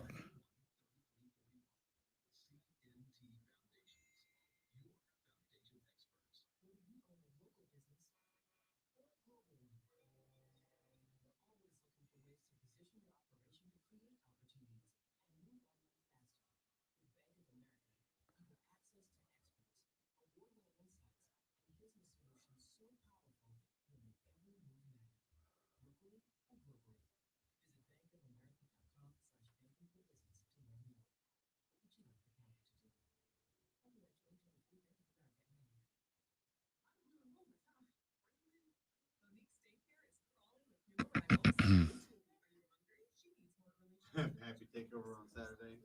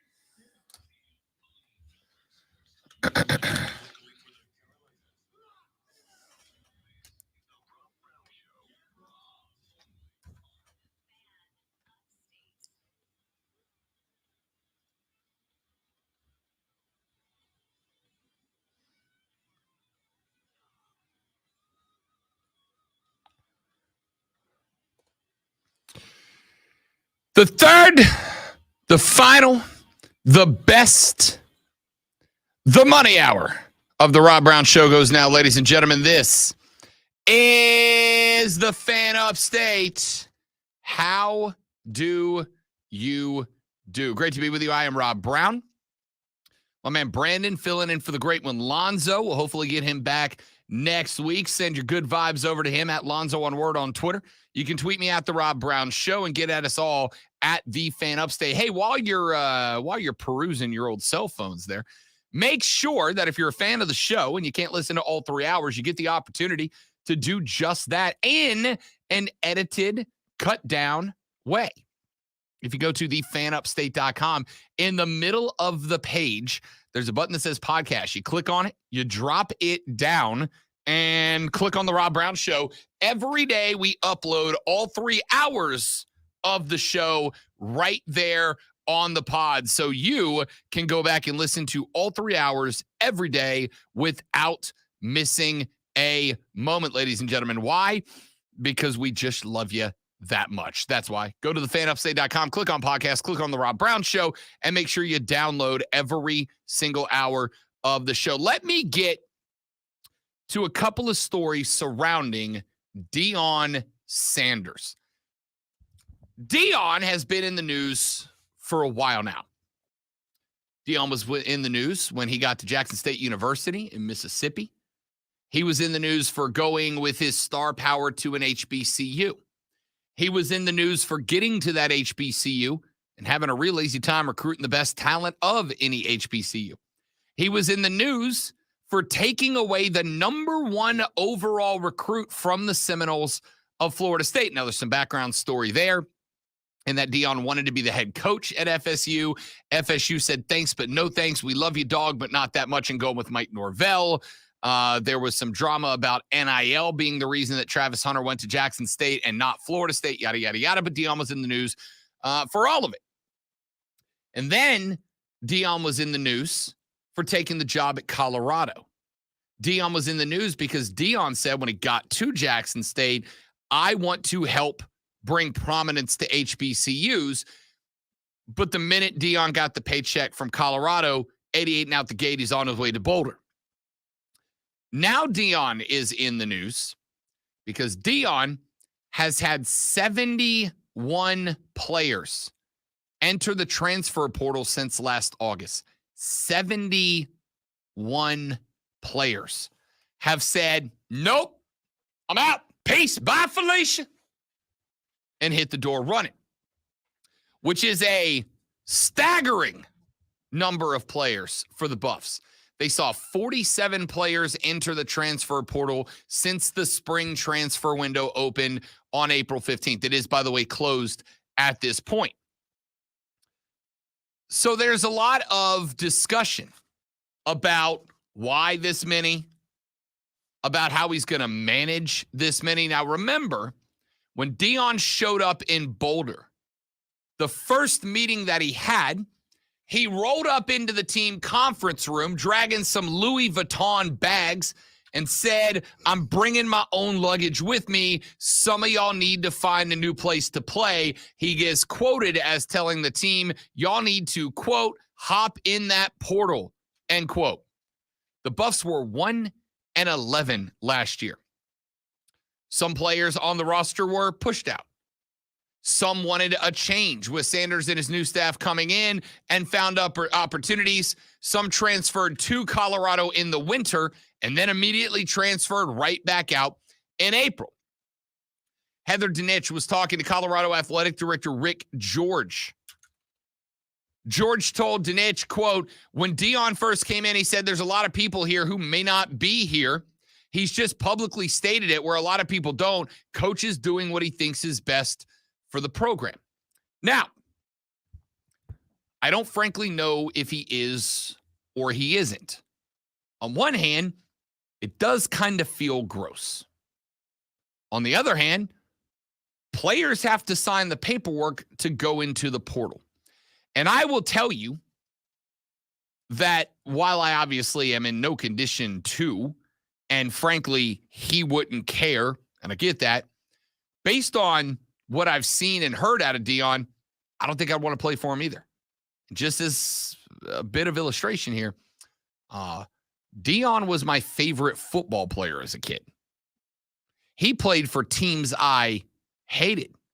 The Atlanta Falcons, the Dallas Cowboys, and the San Francisco 49ers. Hated the Niners back when the Saints were in the old NFC West and they were a division rival because they pretty much murdered my team twice a year my entire childhood. Based on what I've seen and heard and the way I've watched him speak, etc., I wouldn't be comfortable playing for Deion Sanders. So maybe I'd be one of those guys. But the team was 1-11 last year. Didn't have a lot of talent on the roster. So maybe it is what's best for the team. I don't know. Here's what we do know. We do know how it compares to other teams' turnover. Sanders and Colorado have had more players enter the transfer portal in a single year than any other program has in total since the transfer portal went into action in 2018. The next most transferred out of program in college football was Arkansas State, who saw 50 players enter the portal between 2021, 2022, and this year. The Ole Miss cycle of 21, 22, 23 is third on the list with 48. Tennessee, 2021 class, 46. Oregon and South Florida have each had 44 players enter the portal this cycle. So 71 is a dramatic number, but we have seen one other team hit 50 and a few other teams hit in the 40s. Now, it is, just so we're having full disclosure here, it is difficult to measure Colorado's numbers from past years or two past years because this is the first year with transfer windows, which means players have to hit with specific dates. So while it seems like a staggering number, you also have to keep in mind that student athletes have had basically 2-3 week periods to do it. So you get them in bunches, unlike years in the past. Now, not every player that is transferred has been a scholarship player, but there are a few notable ones. Colorado's leading wide receiver is Jordan Tyson, a sophomore, 470 yards and 4 receiving touchdowns. He's out. as is second leading receiver Montana Lamonius Craig, 359 and 3 last year. Quarterback JT Shrout, who started 9 games and threw for over 1,200 yards, 7 touchdowns, and 8 picks, is leaving the team as well. Now, that was not a big surprise because Deion's son is coming with him. Deion's son is a quarterback, and he has made it all but clear, that's my starter, man. That's my guy. Leading rusher Deion Smith is transferring. The best defensive back on the team, Nico Reed, had 2 picks and 7 pass breakups, is out. Linebacker Jeremy Mack Jr., 48 total tackles last season, is out. 4 players who transferred to Colorado during the winter re-entered the portal in April. Tight end Seydou Traore caught 50 passes for 655 yards and 4 touchdowns at Arkansas State, came in. He is now back out as well. So the question mark is, who is transferring in? Deion's got to fill 71 roster spots. The biggest names so far, the ones we know of. The one I mentioned a minute ago, Travis Hunter, former 5-star all-around athlete. He is the one that decommitted from FSU to sign with Deion at Jackson State. Played as a true freshman on both offense and defense. 18 catches for 190 yards and 4 touchdowns on offense. 2 picks and 8 pass breakups defensively. Sanders also brought Shedeur, his son, to play quarterback. Had success at Jackson State, won the Jerry Rice Award given to the top FCS freshman after last year. 70 touchdowns, almost 7,000 yards, those 2 numbers across 2 seasons. He would likely be the starter at Colorado and, frankly, likely will be pretty good. Probably the best QB Colorado's had in a while. Sanders was able to flip a transfer who had already committed to Auburn. Tavarish Dawson, originally committed to Cincinnati, but flipped to Colorado once given the opportunity to play for Deion. He was a redshirt freshman this past season, has 3 years of eligibility. They also added about 6 different players defensively, including Levante Bentley from Clemson and Savell Smalls, a former star recruit, 5-star recruit from the 2020 ESPN 300. So the question is, what's next for Deion and what is next for college football? Deion's first game is less than 4 months away. Who does Deion open with out of the gate at Colorado? TCU. Now, TCU is going to be a dramatically different team this year. Dramatically different team this year. Garrett Riley is gone. A number of their offensive weapons are gone. They are not going to be what they were last year. But they're not going to be bad either. They're still going to be an okay team. That's going to be a good test for Deion out of the gate. I'm more interested in what is going to happen to the rest of college football. I'm still interested to see what, if any, other teams or coaches look at this and go, I could do that, right? I could do that. Now, I think a big chunk of that will not be determined until after Deion Sanders plays this year out. I think if Deion goes out and he goes 2-10, he doesn't get the leeway that other new coaches get. With most new coaches, they come in and we give them a 2-year grace period, right? Because you got to cycle out the last guys, and you got to cycle in your guys. So a lot of new coaches really get the opportunity to have a couple of years to start bringing in guys who fit their system. Deion has gotten rid of that. There's no grace period here because Deion's roster is now Deion's roster. These are all his guys. He had 71 guys bail. He has brought in about 35 recruits, and he's got about 15 to 20 more, according to reports, that he's currently working on getting into Boulder, Colorado. Deion may have a thinner roster this upcoming year than other coaches do, but as I mentioned, that's a Deion Sanders decision. Deion came into the game telling dudes, you might want to find a new place to go, my guy. There might be better options for you elsewhere. So Deion doesn't get that grace period. If Deion Sanders comes into this year playing out of the Pac-12. And by the way, listen to this schedule out of the gate for Deion. September 2nd, he's on the road in Fort Worth at TCU. September 9th, he's back in Boulder. Who's he got that weekend? Matt Rule and the Nebraska Cornhuskers. Now, I'm iffy on Nebraska. Everywhere Matt Rule has been, with the exception of Charlotte, North Carolina, Matt Rule's done well. Baylor, Temple, he's a fine college coach. But it's also his first year at Nebraska. And he is, of course, dealing with the other guy's roster. But Nebraska could be pretty good this year, or at least better this year. Then, the week after that, on the 16th, they're at home against Colorado State. The week after that, on the road at Oregon. 7 days later, back home, top 5 USC comes calling. 7 days after that, they're in Tempe at Arizona State. Then they catch Stanford. Then they catch UCLA. Then they catch DJ Uiagalelei and Oregon State. Then they catch Arizona. Then Washington State. Then Utah. Colorado is going to have one of the most difficult schedules in college football this year, and they don't really catch a break. You'll notice I didn't give you any St. Mary's School for the Deaf and Blind in there. There's no directional state universities on this program. I'm saying a 4-win season with that kind of schedule. Genuinely might be, right? Now, you can have a 4-win schedule that you look up and down and you go, new coach, and even with his roster, this is not an easy schedule. Mm-hmm. This is a relatively difficult schedule.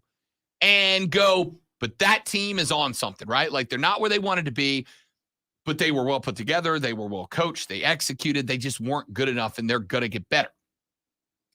There's also the type of 4-win season that the season's over and we went, well, that went poorly. That didn't go well at all.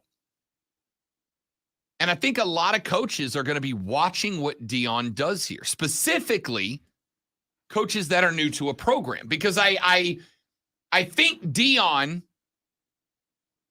fair or foul is up to you. It's subjective. I think Deion is being poo-pooed on just a little bit for the fact that he effectively ran an entire college football program out of town. He did it to himself. Yeah. 71 guys are not transferring out of Colorado if Deion doesn't want them to. Maybe you get 25, 30, hell, maybe 40 guys, but not 71. I mean, players are on Colorado's team anyways. 71. That's a lot.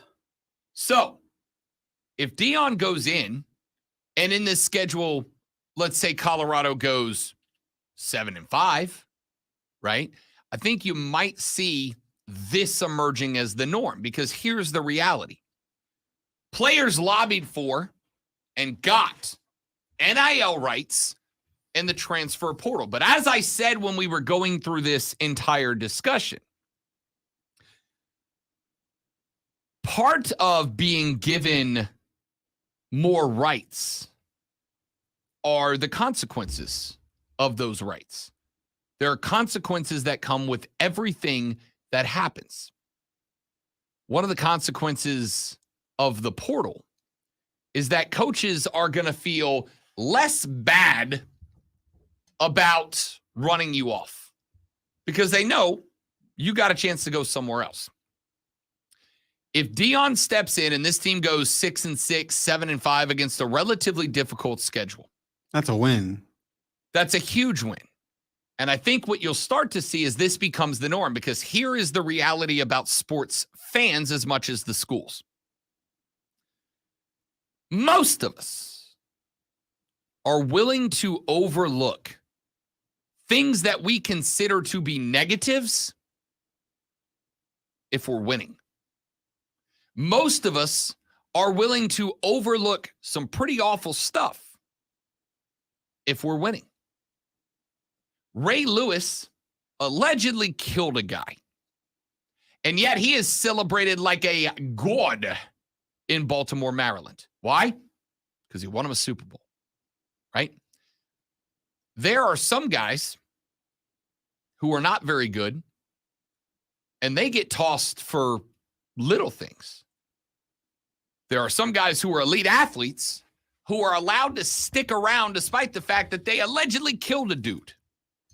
Again, no one in particular, Ray. So, if Deion wins with this, the next coach who gets hired to a major school might employ the same tactic. I'm going to run off the other guy's roster. I'm going to have 71 guys transfer out, and I'm going to build my roster out the gate. I'm not even going to give the fans a chance to start questioning the decision with 2 years of mediocrity while I flip the roster. I'm going to get my guys in here now. Again, at the end of the day, it is what it is. With players fighting for and getting the transfer portal, there's consequences to that.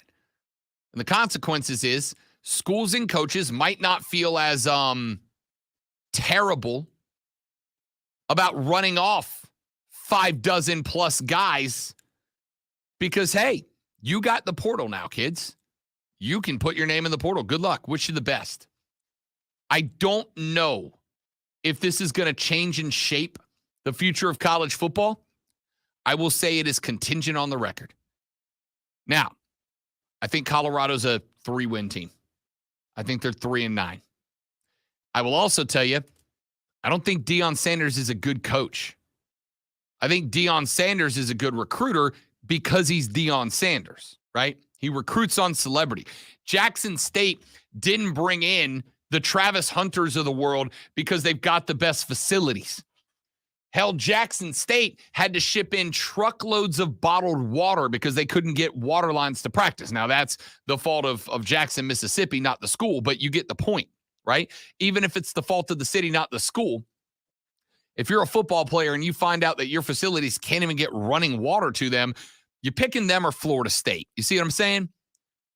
I don't think Deion Sanders is a great coach. I frankly don't know that he's going to know what to do on Saturdays when he's playing at Oregon, at Arizona State in Tempe, the number one party school in America, at UCLA, at the Coliseum, or excuse me, at the Rose Bowl. I don't know that he's going to know how to coach. And last year at the HBCU level, he was just able to roll out a roster that was just better than everybody talent-wise and out-athlete people. This year, he's going to have to coach. Because even with all these guys coming in, his roster is on par with, like, Oregon State's, not USC's, right? So can he coach to wins? If the answer is no, you might not see a big shift. If the answer is yes, and Deion wins 5-6 games this season, college football might be reshaped by the way that Deion is handling this. It's a business, and it might be more business oriented moving forward. We'll find out. Let's take a break. We'll come back here in just a minute. Let's get a little Fight Club in here. Let's talk some boxing, some MMA, some pro wrestling, and let's do it next on the Rob Brown Show on the Fan Upstate.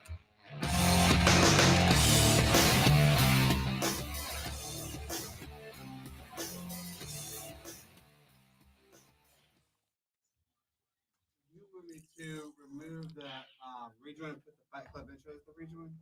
You can put it after the rejoin. Okay.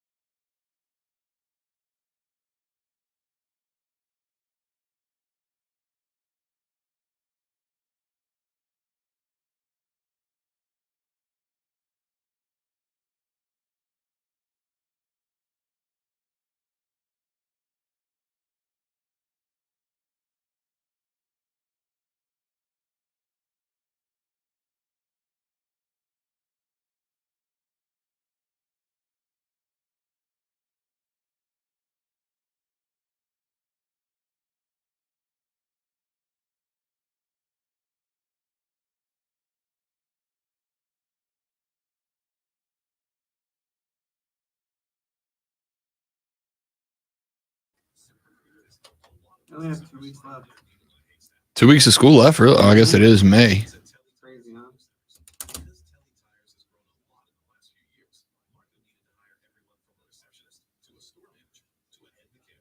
ZipRecruiter helps me find all the right people, even though it's a difficult job to work.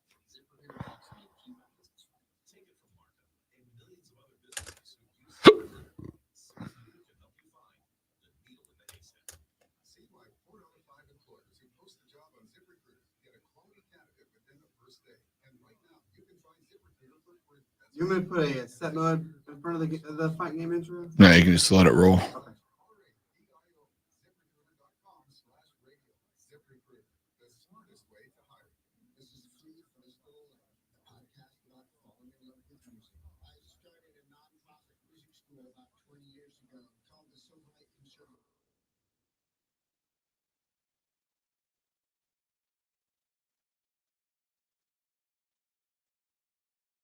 Marco, Corey Henry, Cynthia Arriba, Sheila E. and Patty Smith. Please listen and follow This Little Life, a presentation of Cadence 13 on the Odyssey app or wherever you get your podcasts. Steven, I got to retool it a little bit. There are some elements of it that I did not get approved, and I jumped the gun on trying to ask forgiveness before permission, and that doesn't always fly. So it will get put into place, but my plan of starting it when I wanted to went awry, unfortunately.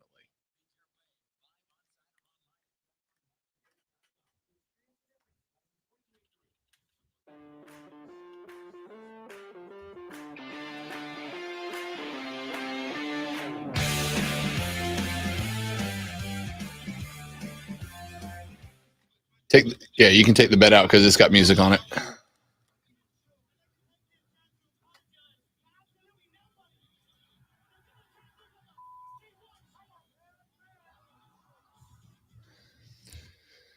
Welcome in, ladies and gentlemen. It is time for Fight Club with Lonzo.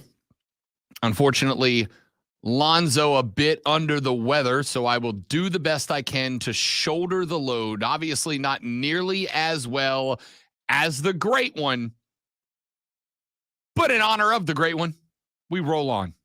Hopefully Lonzo will be back with us next week. He is out for the rest of the week, a bit under the weather. Send good vibes to the great one at Lonzo on Word on Twitter, at Lonzo on Word, or you can throw him up on the Facebook post. He sees those as well. So let's get to a couple of the things that have been going on across WWE and AEW. Start with Backlash this past Saturday in Puerto Rico. Good pay-per-view, man. Now, honestly, it was a good show. And I've got to start by giving credit to the Puerto Rican fans because they were unbelievable, man. They were unbelievable. That crowd was white hot. In fact, one of the coolest things that I've seen in a while, this actually really sold me on the two young ladies in question here. In the very first match of the evening, Bianca Belair taking on Io Sky. It was for the Raw Women's Championship. Bianca Belair is the champ, and she was, up until that night, the face in this rivalry. She was the good guy in this rivalry. But that crowd was Team Io Sky, and it was not even particularly close. When Io came out, the EO chants erupted. Here's what I genuinely loved and appreciated about this.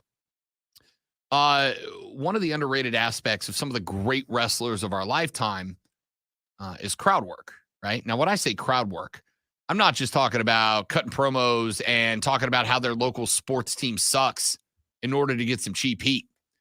I am talking about the ability to read the room, to understand what the crowd is thinking, what the crowd is feeling, and to play along with that. Now, more often than not, we're kind of conditioned to act a certain way, right? When the babyface come out, we cheer. When the babyface comes out, we cheer. When the bad guy comes out, we boo. When the babyface gets a near fall, we go, ah. And when the heel gets a near fall, we go, ooh. We're conditioned. But at the same time, we have entered an era of wrestling where there are, sure, some faces that are obviously the good guy, the Cody Rhodes, the John Cenas of the world. And there are some situations where the bad guy is obviously the bad guy. Christian Cage is doing a great job of being a classic heel over in AEW. But there are some heels that are so good that we actually start to pull for them. Io Sky has entered that territory. I think standing arm in arm with Dominic Mysterio. We'll talk about that in a minute. But the crowd starting chanting for Io, bucking the sold storyline that Bianca's the good guy and Io Sky's the bad guy in all of this. What impressed me the most about that match was how both of them, Bianca and Io Sky, picked up on that, right? Both of them picked up on that. Bianca started working the crowd as a heel despite being the good guy in the story. Io Sky started working the crowd as a face despite being the bad guy of the story. And the crowd ate it alive. They loved it. Bianca started taunting them. Io started giving all the babyface power-ups. It was just great. The crowd lit up around it. And I thought it was spectacular for the two of them. But more importantly, it set the mood for the rest of the night. Very next match. An unexplained, unjustifiable singles match between Seth Rollins and Omos. Omos came out, and as you do at 7'2" and 400 pounds, for about 8 minutes, just threw Seth Rollins around like a rag doll over and over and over. But the crowd was so into that match, built up because of Bianca and Io, that his song kept getting sung. And when he got the stomp and the win, the place was still on fire. This is what we call in wrestling a cool-down match, right? You can't ask the crowd to be at a fever pitch for 7 matches. You got to feed them a cool-down match. A cool-down match is usually where you put your mid-carders. It's usually a match that doesn't have real high stakes. It's something to give them a minute to, like, take a breath before you try to ramp them back up for, like, I don't know, a triple threat match for the U.S. Championship between Austin Theory, Bobby Lashley, and Bronson Reed. But there was no cool-down for Rollins and Omos. That crowd was eating it up. Rollins gets the win via pinfall after the curb stomp over Omos. The triple threat match came up shortly after. Austin Theory knocks off Lashley and Bronson Reed by pinfall. They had Bobby hit a finisher on Bronson. Austin throw Bobby Lashley out of the ring and get the pin on Bronson Reed, which I thought was a great way to do that. There was no way that belt was coming off of Austin Theory. And why not? They're pushing that guy to the moon. The question mark's going to be on Raw. 2 nights later, there was a reunion of The Way. That was the group back in NXT of Gargano, Dexter Lumis, Candice LeRae, and dadgummit, the NXT one, Indy Hartwell.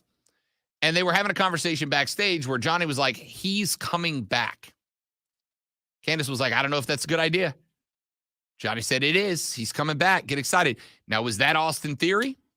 Is that Tommaso Ciampa? We don't know yet. But these are the type of things that make wrestling great, right?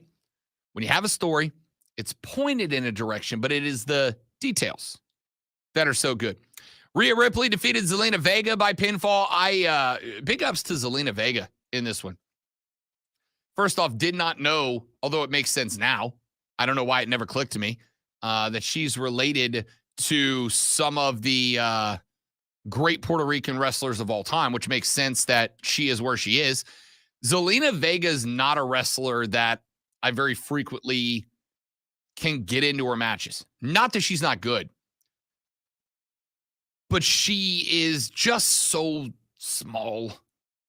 She's like 5 foot tall, 90 pounds. Like, I don't see her throwing a forearm and knocking Rhea Ripley around. Ripley's not big. She's only like 5'8". But it was a good match. It was a good match. Bad Bunny defeated Damian Priest in a San Juan street fight. That was interesting. I like that because not only did Judgment Day, Dom and Finn come out to get involved, but then you sent out Ray to even up the numbers. And after Ray came out came the rest of the LWO. And after they came out, as Dom and Finn were trying to run away, out comes Savio Vega, the uncle, I believe, of Zelina Vega. And seeing Savio come out was great. But the best part of the whole thing was Caribbean cool Carlito came back, man. A wonderful Puerto Rican wrestler. And that was such a dope moment. Listen, wrestling always needs to be moving forward. It needs to be forging new stars. It needs to be creating new and better stories. It always needs to be pushing forward. And then just every now and then throwing in a little homage to the past. And Carlito did a great job of that. Phenomenal. Bloodline picked up the win over Riddle, Owens, and Sami Zayn by pinfall. But that story was never about the winner of that match. That story was about the continuing cracks in the bloodline, specifically between Solo Sikoa and his two brothers, the Usos. At one point, I think it was Jimmy, went to turn Solo away to get back into control of that match. Solo grabbed him by the throat and almost hit him with his Samoan spike. That story is, I just don't understand how people have walked away from this story. It's still good. I was worried when they put Riddle into the middle of it that it was going to get dumb for no reason, but like there's still these little moments. And finally, Cody Rhodes gets the dub over Brock by pinfall. This one's interesting to me because I very much think this is a culmination at SummerSlam kind of match. Brock at one point ended up going face first into the exposed turnbuckle, and it legit cut him open. Like he was crimson mask bleeding. Bad. I don't think it was a blade job. I think he literally ate a metal turnbuckle to the forehead and it cut him open. Cody Rhodes ends up getting the win after that. Fine. Like, all right, cool, I guess. But Monday was interesting because Monday they opened up the two triple threat matches. The winner of those two matches would fight that evening. The winner would go on to Night of Champions to compete for the new World Heavyweight Championship. Cody Rhodes, it felt like I did not believe that he was going to get strapped. I don't think there's any point to putting that on him right now. Kind of makes it feel like a consolation prize, which frankly takes the weight off of the new belt. Cody was in good shape. Brock comes out. Brock F5s him onto the floor, F5s him onto the table, and then he holds him up and he said, "You lucked into a win. You lucked into me getting split. You cannot beat me. Night of Champs, we're doing round 2. Brock's going to win that match. He is going to play the role of wounded cornered animal. It's going to be great." The SummerSlam match should be a lot of fun. And then we get to find out, do they create another point where Cody goes after Roman? Remember, part of the reason they left the belts on Roman was to get him to that 1,000-day mark, which I think he's like 2 months away from picking up. They're going to leave it on him till he gets the 1,000-day mark. And I do think it's ultimately going to be Cody that is going to end up winning that fight. If that is the path that they take, which I think it will be, then I'm really interested to see how they finish up the Brock v. Cody line. And obviously Cody's got to beat Brock at SummerSlam, but Brock's not a guy that takes those kind of L's laying down all the time. So I don't know. It'll be interesting. I thought overall it was a very, very solid pay-per-view. I thought the crowd was spectacular. I thought the emotion was spectacular. And I'll tell you this, WWE is now looking at doing more international pay-per-views, and I'm good with it. Think about the last couple that they've had. They had Clash at the Castle in Scotland last year. They brought like 65,000 into that event, and it was a white-hot crowd. They did Puerto Rico this past Saturday, about 20,000, white-hot crowd. So now they've reached out to Aussie, oi. They're looking at doing one in Australia, and I would be shocked not to see that. But before we get into that, the next one, Saudi Arabia. I really wish they wouldn't do that. I really wish that it's so dirty. Ladies and gentlemen, let's take our final break of the day. When we come back, we'll take a real quick glance at last night's Stanley Cup games, tonight's Stanley Cup games, and set you up for all the action of this evening in the world of sports on the Rob Brown Show with the Fan Upstate.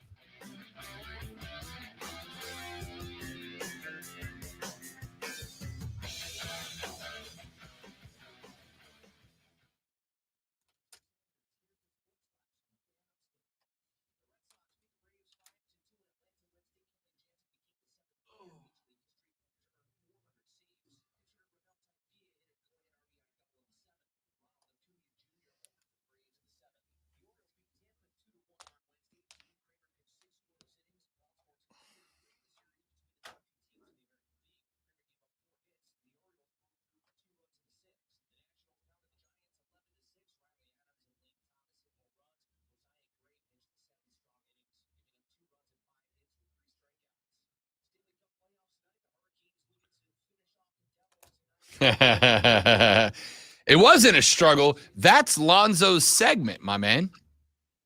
That is Zoe's segment. I can't do justice to it like the great one can.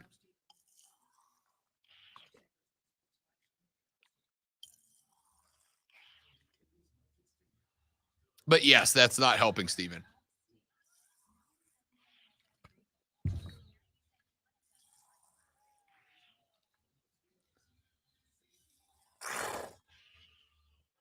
A little Gatorade Zero, ladies and gentlemen.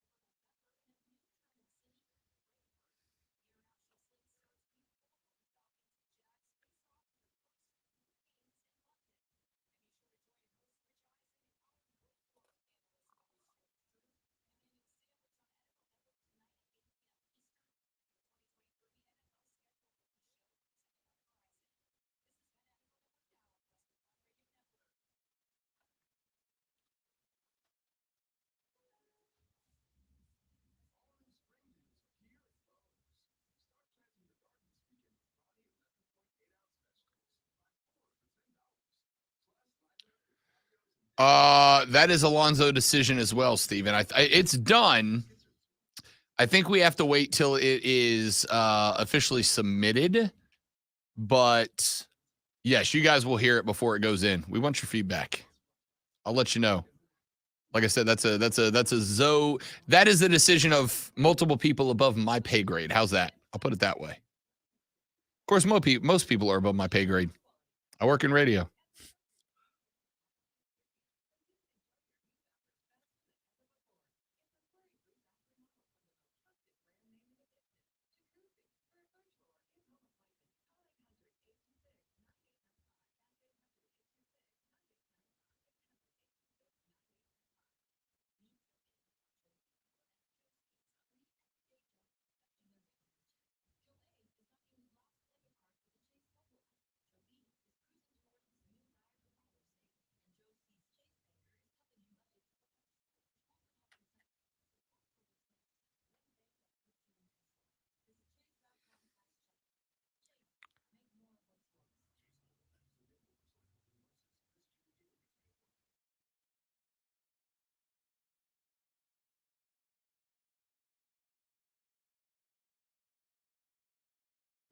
Yes, correct.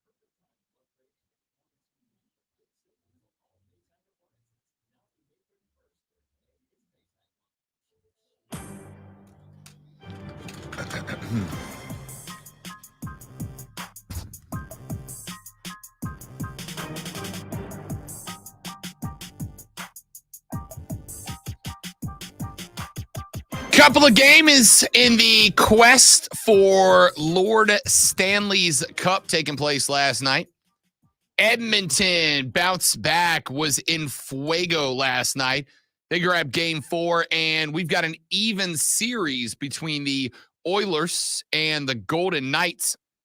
Nick Bukestad got the party started for Edmonton 7 minutes in, his third goal of the playoffs.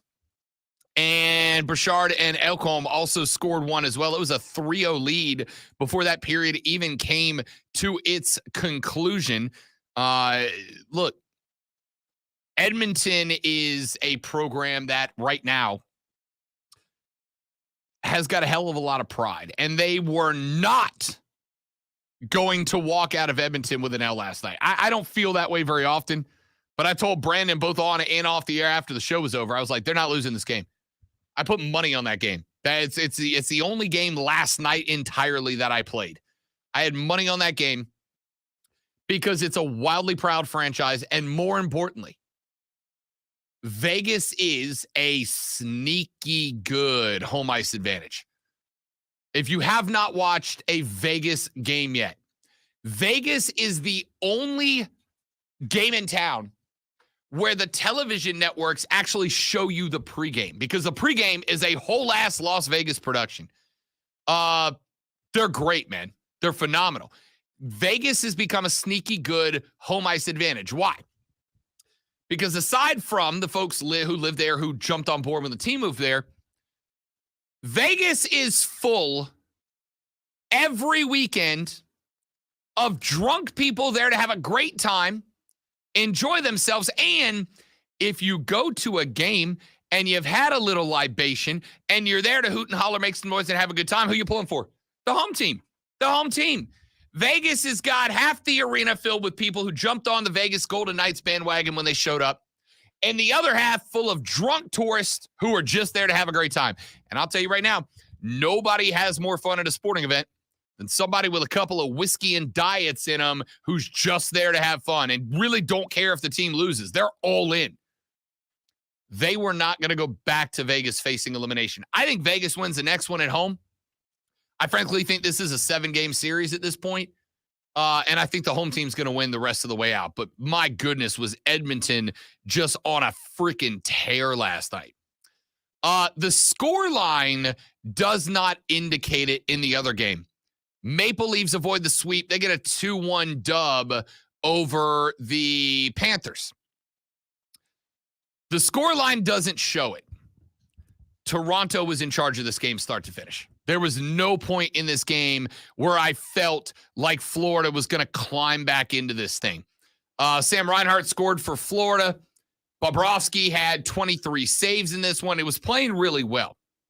But Joseph Woll, the aptly named goaltender for the Maple Leafs last night, was phenomenal. I still say the series is done after the next game. Yeah, was phenomenal. If he doesn't get the start in the next game, I don't know what Toronto's doing. 24 saves last night. A few of them were unbelievable. I mean, unbelievably athletic saves. And Wall's a smaller dude, if I recall correctly. Like, he's only like 5'10". Most of the goalies are like 6'4", 6'5". He's like 5'10", but he has got such speed across the face of the goal. Like, you can't get a wraparound on him. It's just never going to happen. He's too quick laterally. Love this guy. But, there was never a point last night where I felt like Florida was a real threat to climb back in. I mean, like, maybe they could have got lucky at the very end with a 6-man advantage, right? When the keeper got pulled late. That game was never in question to me. That game was Toronto's start to finish. Now, I still think Florida's going to win the series. Mm-hmm. They got 3 to win 1. They're going to be just fine. No hockey team's winning 4 in a row. It just does not happen that often. Certainly not this deep in the playoffs. But Toronto showed some life last night, and it made it a damn good hockey game to watch. Last night on the hardwood, the Heat fall to the Knicks 112-103. look, Jimmy Buckets has got to get 25 for the Heat to win. It's that simple. Jimmy Buckets is that guy. But more importantly, guess who's back? Back again. Guess who's back? Jay Brunson. Nailed it. Eminem ain't got flow like me, son. 38 points, 9 boards. He was 12 of 22 from the floor, put 10 through from the stripe, as well as 9 rebounds and 7 assists.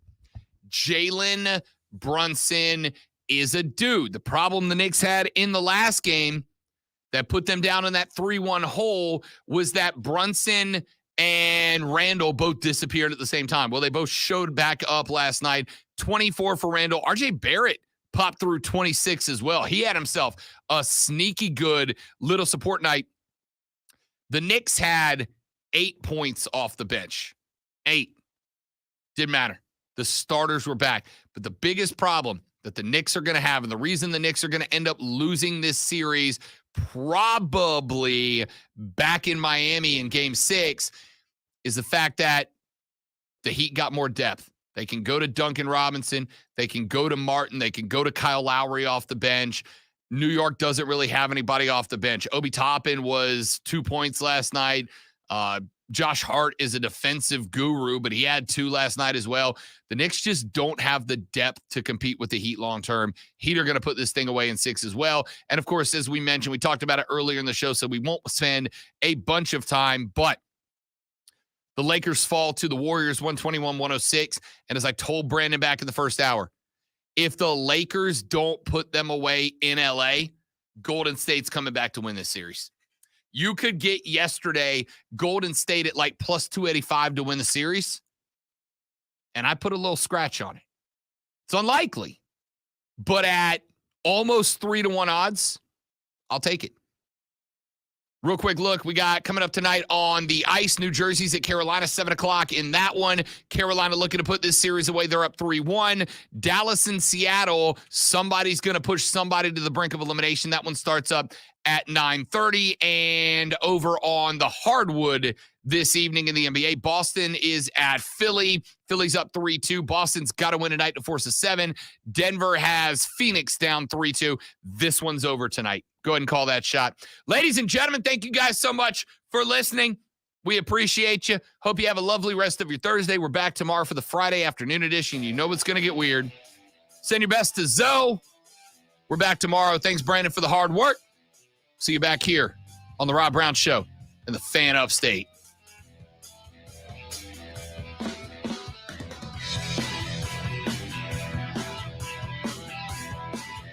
All right, guys, I got a jet. Thank you all so much for watching. I appreciate it. Sorry I can't stick around for longer. Tomorrow after the show, I'll do a bit of a extended stream after if you want to join us for that. Have a lovely rest of your day. Goodbye.